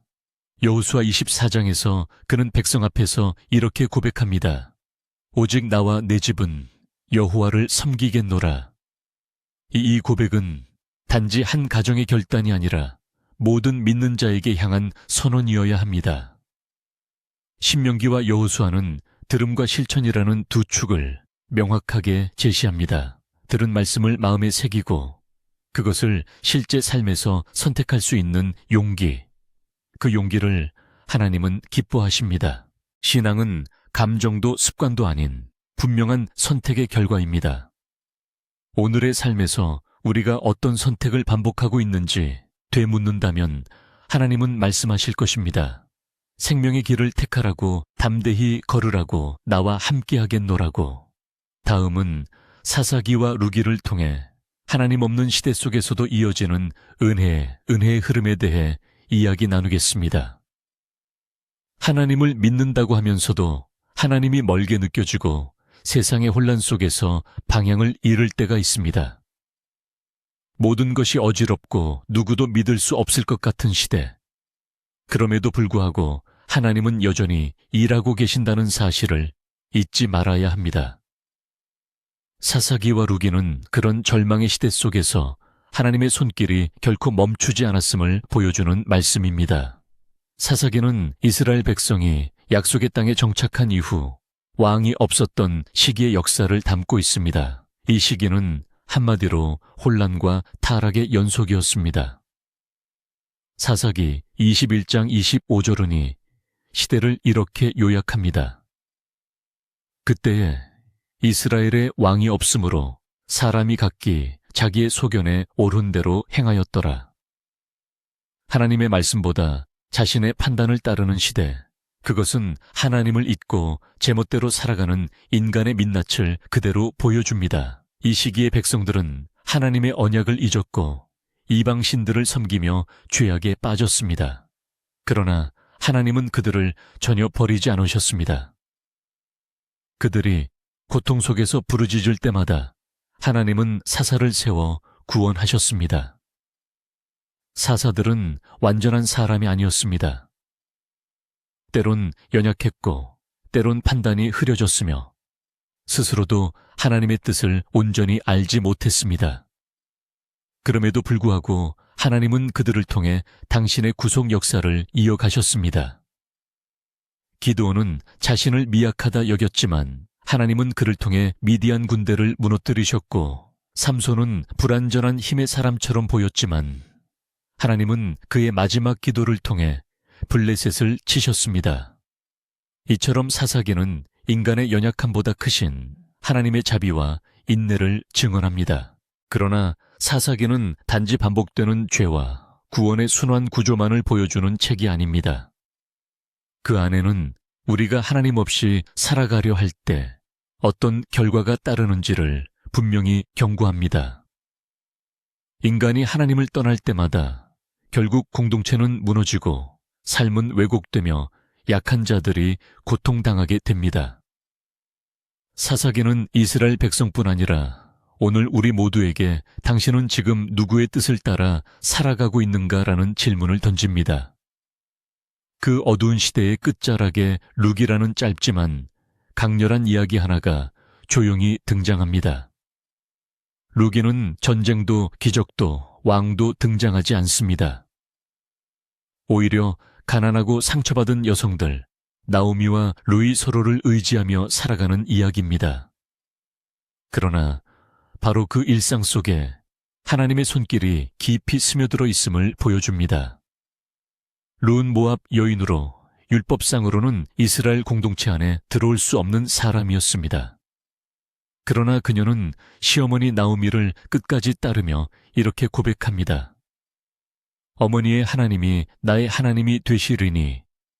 룻기 1장 16절의 이 고백은 단순한 효심이 아니라 그녀의 믿음의 결단이었습니다. 하나님은 그 믿음을 귀히 여기셨고 룻을 통해 다윗의 계보, 더 나아가 예수 그리스도의 혈통이 이어지게 하셨습니다. 이처럼 룻기는 하나님의 섭리가 얼마나 조용하고도 깊은 방식으로 이루어지는지를 보여주는 증거입니다. 세상의 눈으로는 작고 하찮아 보일 수 있지만 하나님은 그 중심의 믿음을 보십니다.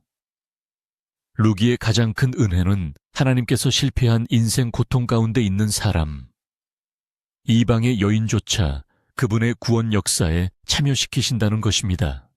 룻은 자신의 현실만 보면 아무것도 희망이 없었지만 하나님을 선택한 그 결정 하나로 인생 전체의 방향이 바뀌었습니다. 사사기의 끝과 룻기의 시작은 어쩌면 대비되는 것처럼 보이지만 실제로는 하나의 흐름 속에 있습니다. 하나님을 저버린 공동체의 혼란 속에서도 하나님은 한 사람의 신실한 믿음을 통해 미래를 준비하십니다. 사사기의 혼란을 살아가는 우리가 룻의 조용한 결단을 닮을 수 있다면 우리 삶에도 하나님은 은혜의 계보를 잇기 시작하실 것입니다. 그분은 오늘도 누구를 통해 일하실지, 어떤 길로 구원의 흐름을 이어가실지 당신의 신실한 사람을 찾고 계십니다. 다음은 사무엘상과 사무엘하를 통해 하나님의 통치와 왕권의 시작에 대해 이야기 나누겠습니다. 사람이 중심이 된 시대는 언제나 흔들렸습니다. 누가 더 높아질까를 고민하고 누구를 쓸지를 두고 분열이 생기며 결국 사람을 신뢰한 자리에는 실망만이 가득했습니다. 그런 시대 속에서 하나님은 새로운 통치를 준비하십니다. 바로 사무엘상과 사무엘하를 통해 하나님은 인간의 왕권과 하나님의 주권이 어떻게 긴장하고 부딪히는지를 보여주십니다. 사무엘상은 이스라엘의 마지막 사사인 사무엘의 탄생으로 시작됩니다. 그의 어머니 한나는 오랫동안 아이를 낳지 못한 슬픔 속에서 하나님께 간절히 기도했고 그 기도의 응답으로 사무엘이 태어납니다. 하나님은 그 사무엘을 통해 새로운 시대를 여십니다. 이때 이스라엘 백성은 사사시대의 혼란을 끝내고 싶어 했습니다. 그래서 그들은 하나님께 우리에게도 왕을 주십시오라고 요청합니다. 다른 민족들처럼 사람 왕을 통해 질서를 원했던 그들의 요구는 곧 하나님의 주권을 거절하는 일이었습니다. 사무엘상 8장 7절에서 하나님은 이렇게 말씀하십니다. 그들이 너를 버림이 아니요 나를 버려 자기들의 왕이 되지 못하게 함이니라. 백성은 사무엘을 거부했지만 사실은 하나님의 통치를 원하지 않았던 것입니다. 하나님은 그럼에도 불구하고 사울을 첫 왕으로 세우십니다. 사울은 외형적으로는 백성의 기대에 부응하는 인물이었습니다.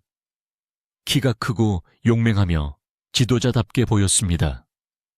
그러나 그는 하나님의 말씀보다 자신의 판단을 앞세우는 사람이었습니다. 하나님의 명령을 끝까지 따르지 않고 자기 뜻대로 제사하고 자신을 위한 명예를 구했습니다. 결국 사울은 하나님께 버림받고 이스라엘은 또다시 혼란의 중심으로 향하게 됩니다. 사무엘상은 여기서 멈추지 않습니다. 하나님은 다윗이라는 한 목동 소년을 선택하십니다. 그의 외모가 아니라 마음을 보셨기 때문입니다. 사무엘상 16장 7절에서 하나님은 이렇게 말씀하십니다.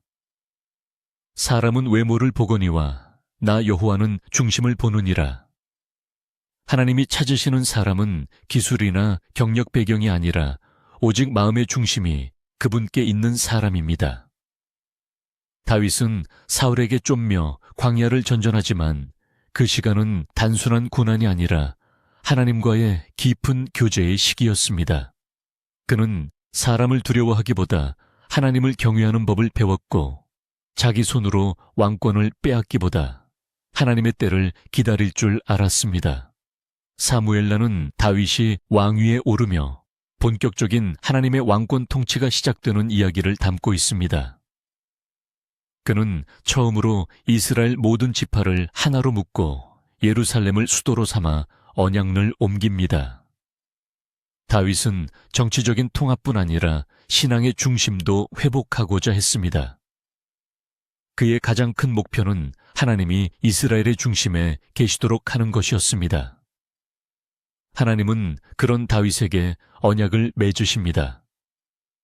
사무엘하 7장에서 하나님은 다윗의 후손을 통해 영원한 왕국을 세우시겠다고 약속하십니다. 이 약속은 단지 솔로몬이나 그 이후의 왕들을 뜻하는 것이 아니라 메시아 예수 그리스도를 통한 영원한 하나님의 나라를 예표한 것입니다. 그러나 다윗 역시 완전한 사람은 아니었습니다. 사건을 통해 그는 큰 죄를 범했고 하나님은 그 죄에 대해 분명한 심판을 내리셨습니다. 그러나 다윗은 자신의 죄를 회피하지 않았습니다. 그는 회개했고 눈물로 밤을 지새웠으며 하나님 앞에 납작 엎드렸습니다. 하나님은 회개하는 자를 외면하지 않으십니다. 다윗의 삶은 죄 없는 삶이 아니라 죄 가운데서도 하나님을 놓치지 않은 삶이었습니다. 그는 실패했고 가정의 불화를 겪었고 아들의 반란도 경험했지만 끝까지 하나님을 의지했습니다. 그래서 다윗은 하나님 마음에 합한 자로 기억되는 것입니다. 사무엘상과 하를 통해 우리는 하나님이 통치를 어떻게 세우시는지를 보게 됩니다. 인간이 원하는 방식은 결국 실패로 끝나지만 하나님이 세우시는 통치는 사람의 눈에는 더 보일지라도 견고하며 사람의 뜻이 아닌 하나님의 성품으로 이루어진다는 것을 알게 됩니다. 우리도 때로는 사울처럼 외적인 조건을 따라 판단하고 또 다윗처럼 죄에 넘어지기도 합니다. 그러나 중요한 것은 끝까지 하나님께 돌아오는 회개의 마음입니다. 하나님은 그런 심령을 가까이 하시며 그 마음에 당신의 나라를 세워가십니다. 다음은 열왕기상과 열왕기하를 통해 하나님의 언약을 무너뜨리는 인간의 교만과 그럼에도 불구하고 이어지는 은혜의 역사에 대해 이야기 나누겠습니다. 한때 하나님의 은혜로 세워졌던 나라도 사람의 교만이 자리 잡는 순간 무너질 수 있습니다. 영광스러웠던 성전도 하나님을 떠난 백성의 마음을 대신할 수는 없습니다. 열왕기상과 열왕기하는 인간의 왕국이 어떻게 서고 무너지는지를 보여주는 동시에 하나님의 언약은 어떻게 끝내 이어지는지를 증언합니다. 열왕기상은 다윗의 마지막 유언과 함께 시작됩니다. 그는 아들 솔로몬에게 왕위를 넘기며 이렇게 당부합니다. 내 하나님 여호와의 명령을 지켜 그 길로 행하라. 이 말은 단순한 정치적 계승이 아닌 하나님의 뜻 안에서 통치해야 한다는 영적인 유산이었습니다. 솔로몬은 초기에 그 유산을 잘 따랐습니다. 그는 지혜를 구했고 하나님은 그에게 전무후무한 지혜뿐 아니라 부와 명예까지 허락하셨습니다. 열왕기상 3장 12절에서 하나님은 이렇게 말씀하십니다. 내가 내 말대로 하여 내게 지혜롭고 총명한 마음을 주노니 내 앞에도 없었고 내 뒤에도 없으리라. 솔로몬은 실제로 재판에서도 외교에서도 놀라운 통찰력을 발휘하며 백성에게 존경을 받았습니다. 그가 지은 예루살렘 성전은 이스라엘 역사상 가장 찬란한 신앙의 상징이었습니다. 하나님의 언약과 안치되고 불이 하늘에서 내려오며 성전은 하나님의 임재로 가득했습니다. 그러나 바로 그 솔로몬이 끝내 무너지고 맙니다. 그의 몰락은 갑작스럽지 않았습니다. 수많은 이방 아내를 데리고 그들의 신을 따르며 마음이 점차 하나님에게서 떠난 것이었습니다. 하나님은 그에게 두 번째 나타나셔서 경고하셨지만 솔로몬은 회개하지 않았고 그 결과 왕국은 둘로 나뉘게 됩니다. 이후 열왕기하까지 이어지는 역사는 북이스라엘과 남유다로 분열된 왕국의 긴 싸움과 배신의 기록입니다. 북이스라엘은 단 한 명의 선한 왕도 없이 계속해서 우상 숭배에 빠졌고 아합과 이세벨 같은 악한 왕들 아래에서 하나님을 대적하기에 이릅니다. 하나님은 선지자들을 통해 끊임없이 경고하셨습니다. 엘리야는 갈멜산에서 바알 선지자들과 싸웠고 하늘에서 불이 내려 그가 전한 말씀이 참임을 증명하셨습니다. 엘리사는 요단강을 가르고 죽은 아이를 살리며 하나님의 권능이 인간의 정치와 종교를 넘어선다는 것을 보여주었습니다. 그러나 기적 앞에서도 마음이 돌같이 굳은 백성은 끝내 회개하지 않았고 북이스라엘은 아수르에 의해 멸망당합니다. 남유다는 비교적 선한 왕들이 있었지만 결국 그들도 우상숭배와 부패로 인해 바벨론의 침공을 받게 되고 예루살렘 성전은 무너지고 백성은 포로로 끌려갑니다. 열왕기하는 그 절망의 끝에서 한 장면을 보여줍니다. 바벨론 포로지에서 여호야긴 왕이 감옥에서 풀려나 왕의 상에서 음식을 받는다는 장면입니다. 아주 짧고 조용한 기록이지만 이것은 단순한 사소한 사건이 아닙니다. 열왕기하 25장 30절은 이렇게 기록합니다. 그가 날마다 왕의 앞에서 그 먹는 분량을 받았더라. 이 장면은 하나님이 다윗과 맺으신 언약을 아직 끝내지 않으셨다는 조용한 선언입니다.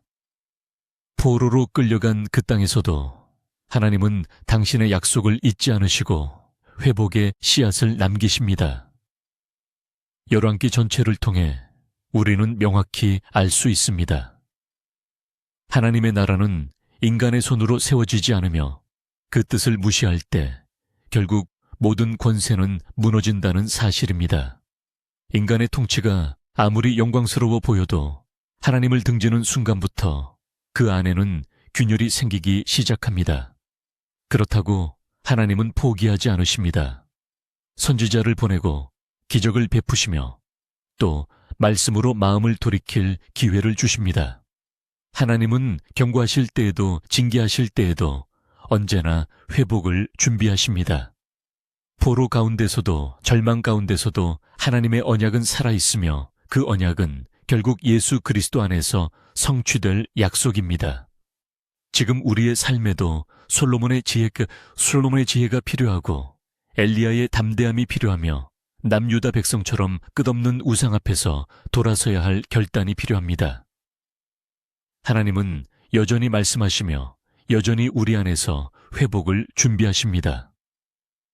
다음은 역대상과 역대화를 통해 기억의 신앙, 하나님이 이루신 일들을 어떻게 전하고 지켜야 하는지에 대해 이야기 나누겠습니다. 기억이 사라지면 정체성도 흔들립니다. 하나님과 함께했던 역사를 잊게 되면 우리는 누구인지 왜 믿는지조차 모르게 됩니다. 역대상과 역대하는 그런 망각의 시대를 향해 말씀합니다. 하나님이 이루신 역사를 다시 써내려가며 잊혀진 은혜를 되살려 신앙의 뿌리를 단단히 세워야 한다고 말입니다. 역대기는 포로에서 돌아온 유다 백성을 위해 기록된 말씀입니다.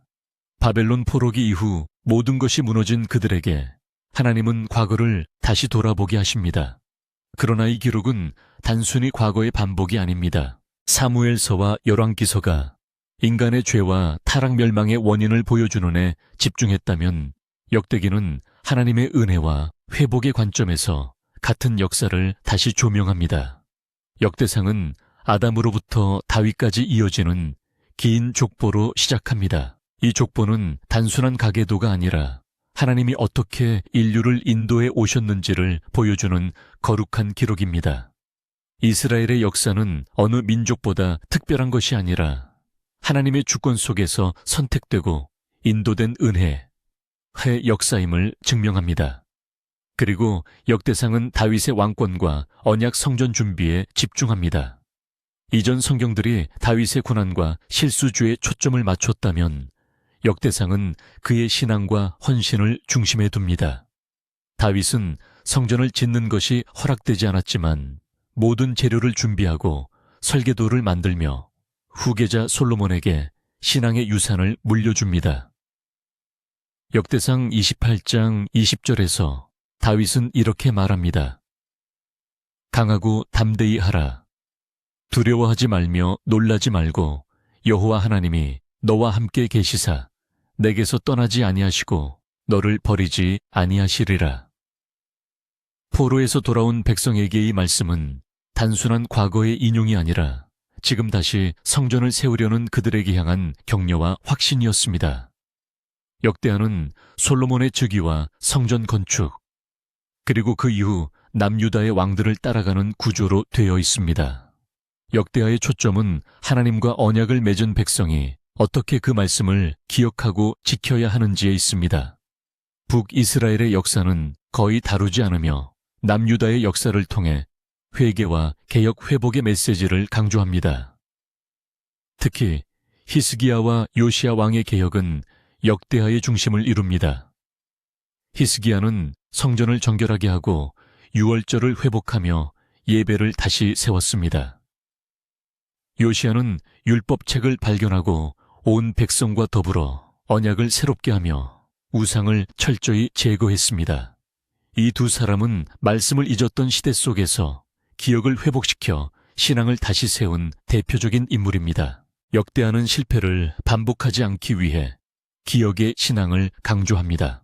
하나님이 어떻게 은혜를 베푸셨는지, 어떤 경고를 주셨는지, 어떤 언약을 이루셨는지를 되새기지 않으면 결국 같은 길을 걸을 수밖에 없다는 것입니다. 역대하 7장 14절의 말씀은 그 핵심을 이렇게 전합니다. 내 이름으로 일컫는 내 백성이 그들의 악한 길에서 떠나 스스로 낮추고 기도하여 내 얼굴을 찾으면 내가 하늘에서 듣고 그들의 죄를 사하고 그들의 땅을 고칠지라. 이 약속은 포로에서 돌아온 백성에게만이 아니라 지금을 사는 우리에게도 그대로 유효합니다. 하나님은 지금도 그 얼굴을 찾는 자를 회복시키십니다. 신앙은 과거를 기억해서 시작됩니다. 단지 개인의 추억이 아니라 하나님께서 어떻게 일하셨는지를 기억하는 일입니다. 그 기억이 있을 때 우리는 다시 일어설 수 있고 흔들리는 세상 속에서도 하나님이 어떤 분이신지를 붙들 수 있습니다. 오늘 우리는 얼마나 자주 하나님의 은혜를 잊고 살고 있을까요? 기도 응답을 받고서도 며칠 지나면 내 실력인 것처럼 착각하지는 않았나요? 눈물로 회개하던 그 밤의 다짐을 세월이 지나며 잊어버린 건 아닐까요? 역대기의 말씀은 지금 이 순간 신앙의 뿌리를 되찾으라는 강한 외침입니다. 다음은 에스라, 느헤미야, 에스더를 통해 무너진 신앙과 공동체가 어떻게 다시 세워지는지에 대해 이야기 나누겠습니다. 인생이 완전히 무너졌다고 느껴질 때가 있습니다. 신앙도 흔들리고 공동체는 흩어지고 아무것도 회복될 것 같지 않은 그때, 성경은 그렇게 깨어진 순간에도 하나님은 일하고 계신다고 말씀하십니다. 에스라, 느헤미야, 에스더는 포로기 이후 무너진 삶을 다시 세우는 과정을 보여줍니다. 회복은 한순간에 이루어지지 않지만 믿음으로 쌓아올린 작은 순종들이 결국 하나님의 성을 다시 씁니다. 에스라는 바벨론 포로에서 돌아온 유다 백성 중 첫 번째 귀환의 지도자로 등장합니다. 성전이 파괴되고 예배가 끊어졌던 그들의 현실은 처참했습니다. 그러나 하나님은 페르시아 왕 고레스의 마음을 움직여 그들에게 귀환의 길을 여셨고 성전을 다시 세우도록 허락하셨습니다. 에스라 1장 1절은 이렇게 시작합니다. 바사 왕 고레스 원년에 여호와께서 예레미야의 입을 통하여 하신 말씀을 이루시려고 고레스의 마음을 감동시키시마의 말씀은 명확합니다. 회복의 시작은 인간의 뜻이 아니라 하나님의 말씀이 성취되는 데서 비롯됩니다. 하나님의 시간은 멈춘 것처럼 보였지만 실제로는 말씀대로 정확하게 이루어지고 있었던 것입니다. 에스라서의 중심은 성전 재건입니다. 그러나 단지 건물만 짓는 것이 아닙니다. 진짜 회복은 무너졌던 예배 잊혀졌던 율법 흐려졌던 정체성을 다시 세우는 것입니다. 백성은 귀환하자마자 먼저 제단을 쌓고 번제를 드렸습니다. 그들에게 가장 시급한 것은 안전이나 집이 아닌 하나님께 다시 나아가는 일이었습니다. 그러나 성전 재건은 쉽게 이루어지지 않았습니다. 외부의 방해와 내부의 낙심이 이어졌고 공사는 중단되기도 했습니다. 하지만 하나님은 학개와 스가랴 선지자를 보내 말씀을 주셨고 결국 백성은 다시 일어나 성전을 완공하게 됩니다. 이는 단지 성전 완공의 기록이 아니라 공동체가 어떻게 말씀으로 다시 세워지는지를 보여주는 상징입니다. 에스라는 두 번째 귀환 때 직접 예루살렘으로 돌아옵니다. 그는 율법학자로서 백성에게 하나님의 말씀을 가르치고 회복시키는데 전념합니다. 에스라 7장 10절은 이렇게 말합니다. 에스라가 여호와의 율법을 연구하여 준행하며 율례와 규례를 이스라엘에게 가르치기로 결심하였더라. 회복은 말씀을 읽고 삶에서 행하고 서로 가르치는 일상의 순종에서 시작됩니다. 그 다음 느헤미야는 무너진 성벽을 다시 세우기 위해 등장합니다.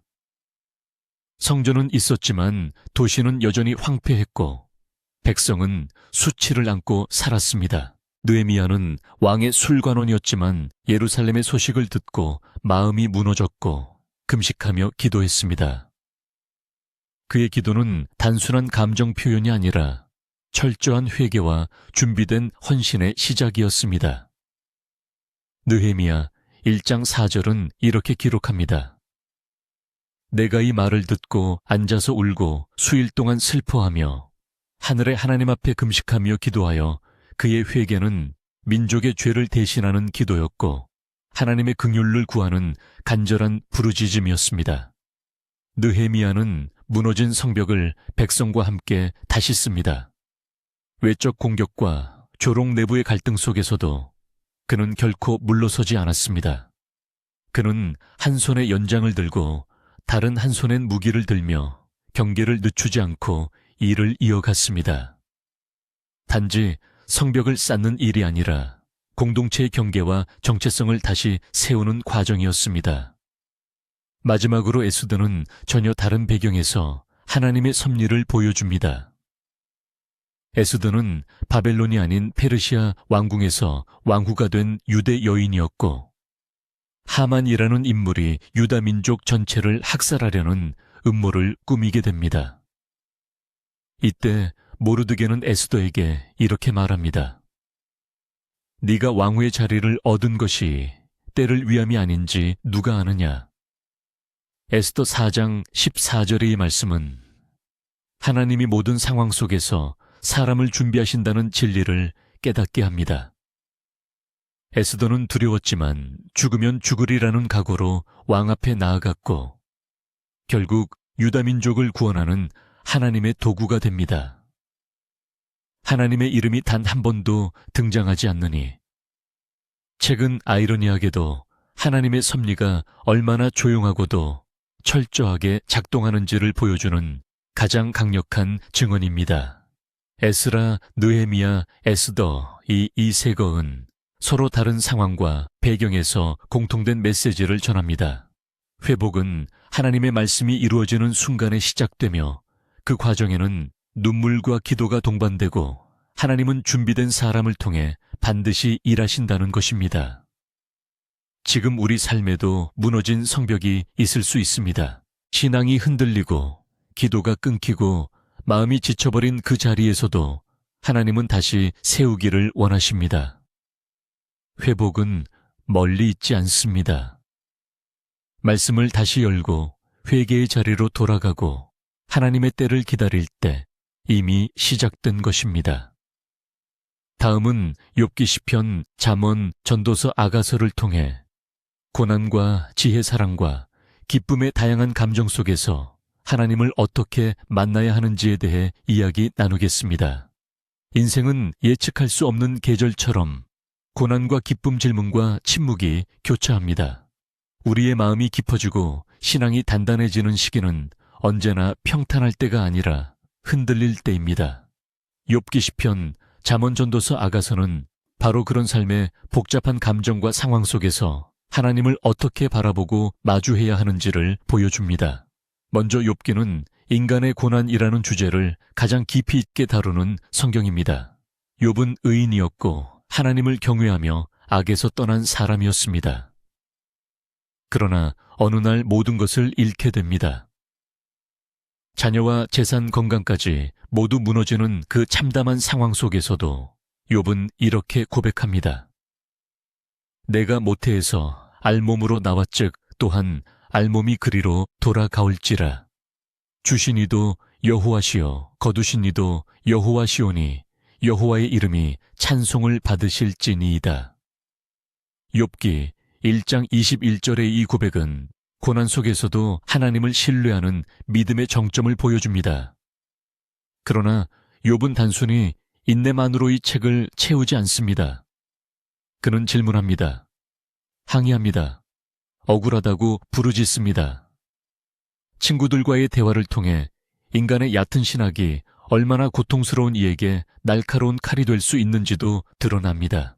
하나님은 결국 욥에게 응답하시며 고난의 의미를 단순한 인과 응보로 설명하지 않으십니다. 그 대신 하나님은 창조의 질서를 보여주시며 인간의 이해 너머에 있는 하나님의 계획을 보게 하십니다. 시편은 고난과 찬양 눈물과 기쁨이 어우러진 믿음의 노래입니다. 다양한 시편의 저자들은 삶의 깊은 고통 속에서도 하나님을 찾으며 때로는 침묵 앞에서 좌절하고 때로는 응답 앞에서 춤을 춥니다. 시편 23편은 다윗이 고난 중에도 하나님이 목자가 되어 주심을 고백하며 내가 사망의 음침한 골짜기로 다닐지라도 해를 두려워하지 않을 것은 주께서 나와 함께 하심이라고 외칩니다. 시편은 단지 기도의 언어를 넘어 인간의 감정 전체를 하나님 앞에 올려드리는 정직한 고백입니다. 잠언은 삶의 원리와 하나님의 지혜를 담고 있습니다. 그 지혜는 단순히 정보를 주는 것이 아니라 어떻게 살아야 하나님의 뜻을 이루는 삶이 되는지를 알려줍니다. 잠언 3장 5절은 말합니다. 너는 마음을 다하여 여호와를 신뢰하고 내 명철을 의지하지 말라. 인간의 판단과 계산을 넘어서는 하나님의 길, 그것이 참된 지혜입니다. 잠언의 지혜는 오늘을 사는 우리가 복잡한 선택 앞에서 어떤 기준으로 살아야 하는지를 제시합니다. 전도서는 또 다른 시선으로 삶을 바라봅니다. 솔로몬은 인생의 모든 것을 경험하고 난 후 인생의 허무함을 고백합니다. 전도서 1장 2절. 헛되고 헛되며 헛되고 헛되니 모든 것이 헛되도다.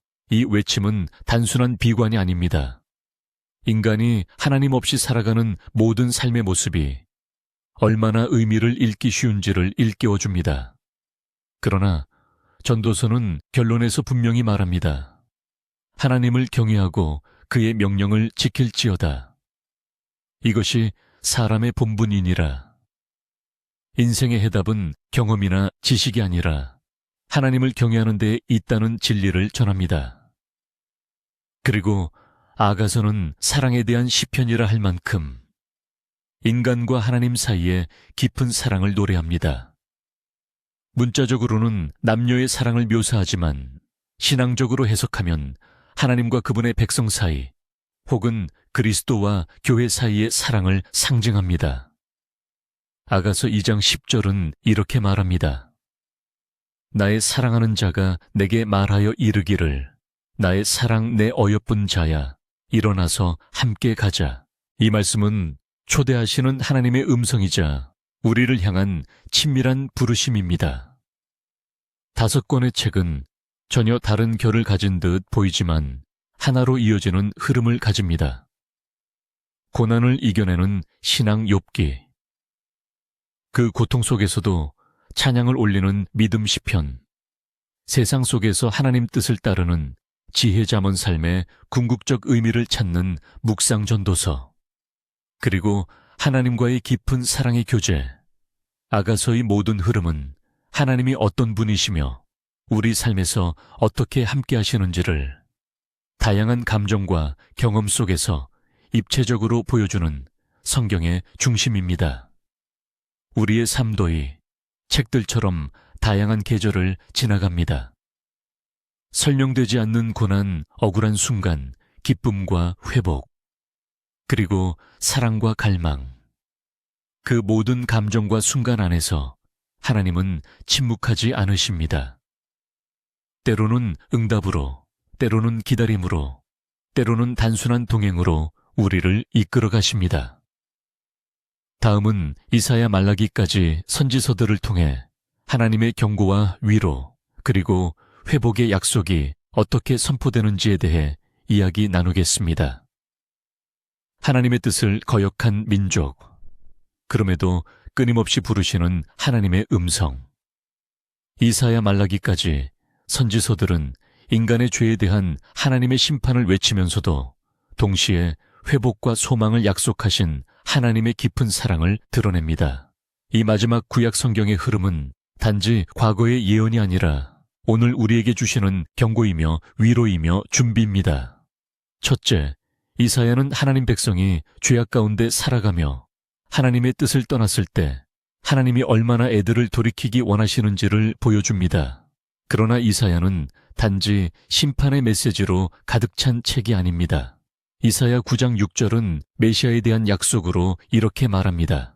이는 한 아기가 우리에게 낳고 한 아들을 우리에게 주신 바 되었는데 그 이름은 기묘자라 모사라 전능하신 하나님이라 영하시는 아버지라 평강의 왕이라 할 것임이라. 이사야는 오실 메시아 예수 그리스도를 예언하며 구약의 수많은 심판 예언 속에서도 희망이 결코 사라지지 않았음을 증거합니다. 둘째, 예레미야와 예레미야가는 이스라엘의 멸망 직전과 직후의 상황을 담고 있습니다. 백성은 죄를 거듭하며 하나님의 인내를 시험했고 마침내 예살렘은 바벨론에 의해 철저히 파괴됩니다. 예레미야는 이를 미리 예언하며 눈물로 백성을 경고했지만 대부분은 그를 조롱하고 거절했습니다. 그러나 예레미야가 3장 22절은 이렇게 고백합니다. 여호와의 인자와 긍휼이 무궁하심으로 우리가 진멸되지 아니함이니이다. 완전히 무너진 폐허 속에서도 하나님의 긍휼은 아침마다 새롭다고 고백하느니 말씀은 가장 절망적인 순간에도 붙들 수 있는 진리입니다. 셋째, 에스겔은 포로지에서 사역한 선지자입니다. 그는 성전이 무너진 이후 백성에게 하나님이 여전히 그들과 함께 계신다고 선언합니다. 에스겔 37장에서는 마른 뼈들이 살아나는 환상이 등장하는 데에는 죽은 듯한 이스라엘 공동체가 하나님의 영으로 다시 살아날 것을 상징합니다. 이 장면은 재건에 대한 단순한 희망이 아니라 절망 가운데 새 생명을 불어넣으시는 하나님의 주권을 보여주는 강력한 예언입니다. 넷째, 다니엘은 포로로 끌려갔지만 바벨론과 페르시아 제국 가운데서 하나님의 뜻을 붙들고 살아간 자입니다. 사자굴에서도 풀무불에서도 하나님은 그의 충성심을 지켜보셨고 보호하셨습니다. 다니엘은 환상을 통해 장차올 나라들, 그리고 마지막 날의 심판과 구원에 대한 예언까지 전하며 역사의 흐름을 다스리시는 하나님의 계획을 분명하게 드러냅니다. 다섯째, 호세아를 비롯한 소의 언서들은 각기 다른 시대적 상황과 지역에 따라 말씀을 전했지만 공통된 주제는 하나님의 사랑과 인간의 배신, 그리고 회복입니다. 호세아는 음란한 여인을 아내로 맞아야 하는 자신의 삶을 통해 하나님이 얼마나 고통스럽게 이스라엘을 사랑하시는지를 보여줍니다. 그 사랑은 조건 없는 용서이며 끊임없는 기다림입니다. 여섯째, 요엘, 아모스, 오바디아, 요나, 미가 등은 심판과 회개를 강력히 외치며 하나님의 공의를 강조합니다. 특히 요나는 하나님의 명령을 거절하고 도망치다. 결국 니누에 가서 하나님의 자비를 선포하게 됩니다. 놀랍게도 이방 민족이 회개하고 구원을 받게 되는 요나의 이야기는 하나님의 은혜가 누구에게나 열려 있다는 중요한 진리를 전합니다. 일곱째, 하박국과 스바냐는 왜 악인이 형통하는가라는 인간의 오래된 질문에 대해 하나님의 절대 주권과 공의로 답합니다. 하박국 3장 17절의 고백은 모든 신앙의 본질을 꿰뚫습니다. 비록 무화과 나무가 무성하지 못하며 외양간의 소가 없을지라도 나는 여호와로 말미암아 즐거워하며 환경이 아니라 하나님 자체로 기뻐하는 믿음의 성숙함을 보여줍니다. 여덟째, 학개와 스가랴는 성전 재건의 시대에 주어진 말씀입니다. 외형적으로는 아무것도 가진 것이 없던 때 하나님은 그들의 중심을 보셨습니다. 스가랴는 환상을 통해 오실 메시아를 예언하고 남은 자들을 통해 하나님이 새로운 나라를 준비하신다는 소망을 전합니다. 아홉째, 말라기는 구약의 마지막 책으로 하나님과의 관계가 무뎌진 백성에게 다시 돌아오라고 촉구합니다. 제사를 대충 드리고 11조를 속이며 하나님을 무시했던 그들에게 말라기 3장 7절은 이렇게 말씀합니다. 너희는 내게로 돌아오라. 그리하면 나도 너희에게로 돌아가리라. 구약 전체의 끝자락에서 하나님은 단호하게 그러나 따뜻하게 말씀하십니다. 돌아오라고 기다리고 있다고 약속은 여전히 유효하다고 말입니다. 이렇게 구약의 마지막 흐름은 무너짐에서 회복으로, 심판에서 사랑으로, 인간의 죄에서 하나님의 언약으로 아가는 여정입니다. 하나님은 진노하시는 분이지만 그 진노는 사랑에서 나온 것입니다. 하나님은 경고하시는 분이지만 그 경고는 포기의 선언이 아니라 회복의 초대입니다. 오늘 함께 나눈 이야기를 바탕으로 마음을 조용히 가다듬고이 시간 함께 기도드립니다. 하나님 아버지, 주의 말씀을 듣는 동안 제 마음이 얼마나 멀어져 있었는지 깨닫게 하시니 감사합니다. 선지자들을 통해 끊임없이 말씀하시고도 외면당하셨던 아버지의 아픔을 이제야 조금은 알 것 같습니다. 주님 제 안에 교만과 무관심, 습관이 되어버린 무기력한 신앙을 불쌍히 여겨주시고 다시 아버지께 돌아가는 은혜를 허락해 주십시오. 주의 인자하심으로 제 마음을 만져주시고 하나님의 음성에 다시 민감해지게 하시며 꺼졌던 회개의 불씨가 다시 타오르게 해 주십시오. 이 시간 무너진 예배와 흐려진 믿음 잊고 지냈던 언약 앞에 다시 서운히 주님 저를 회복시켜 주시고 말씀 안에 굳건히 서는 자 되게 하소서. 예수님의 이름으로 기도드립니다. 아멘. 하나님의 인자하심이 여러분에게 회복으로 임하길 바랍니다. 좋아요를 눌러주시고 아래 댓글란 안에 아멘이라고 남겨주세요.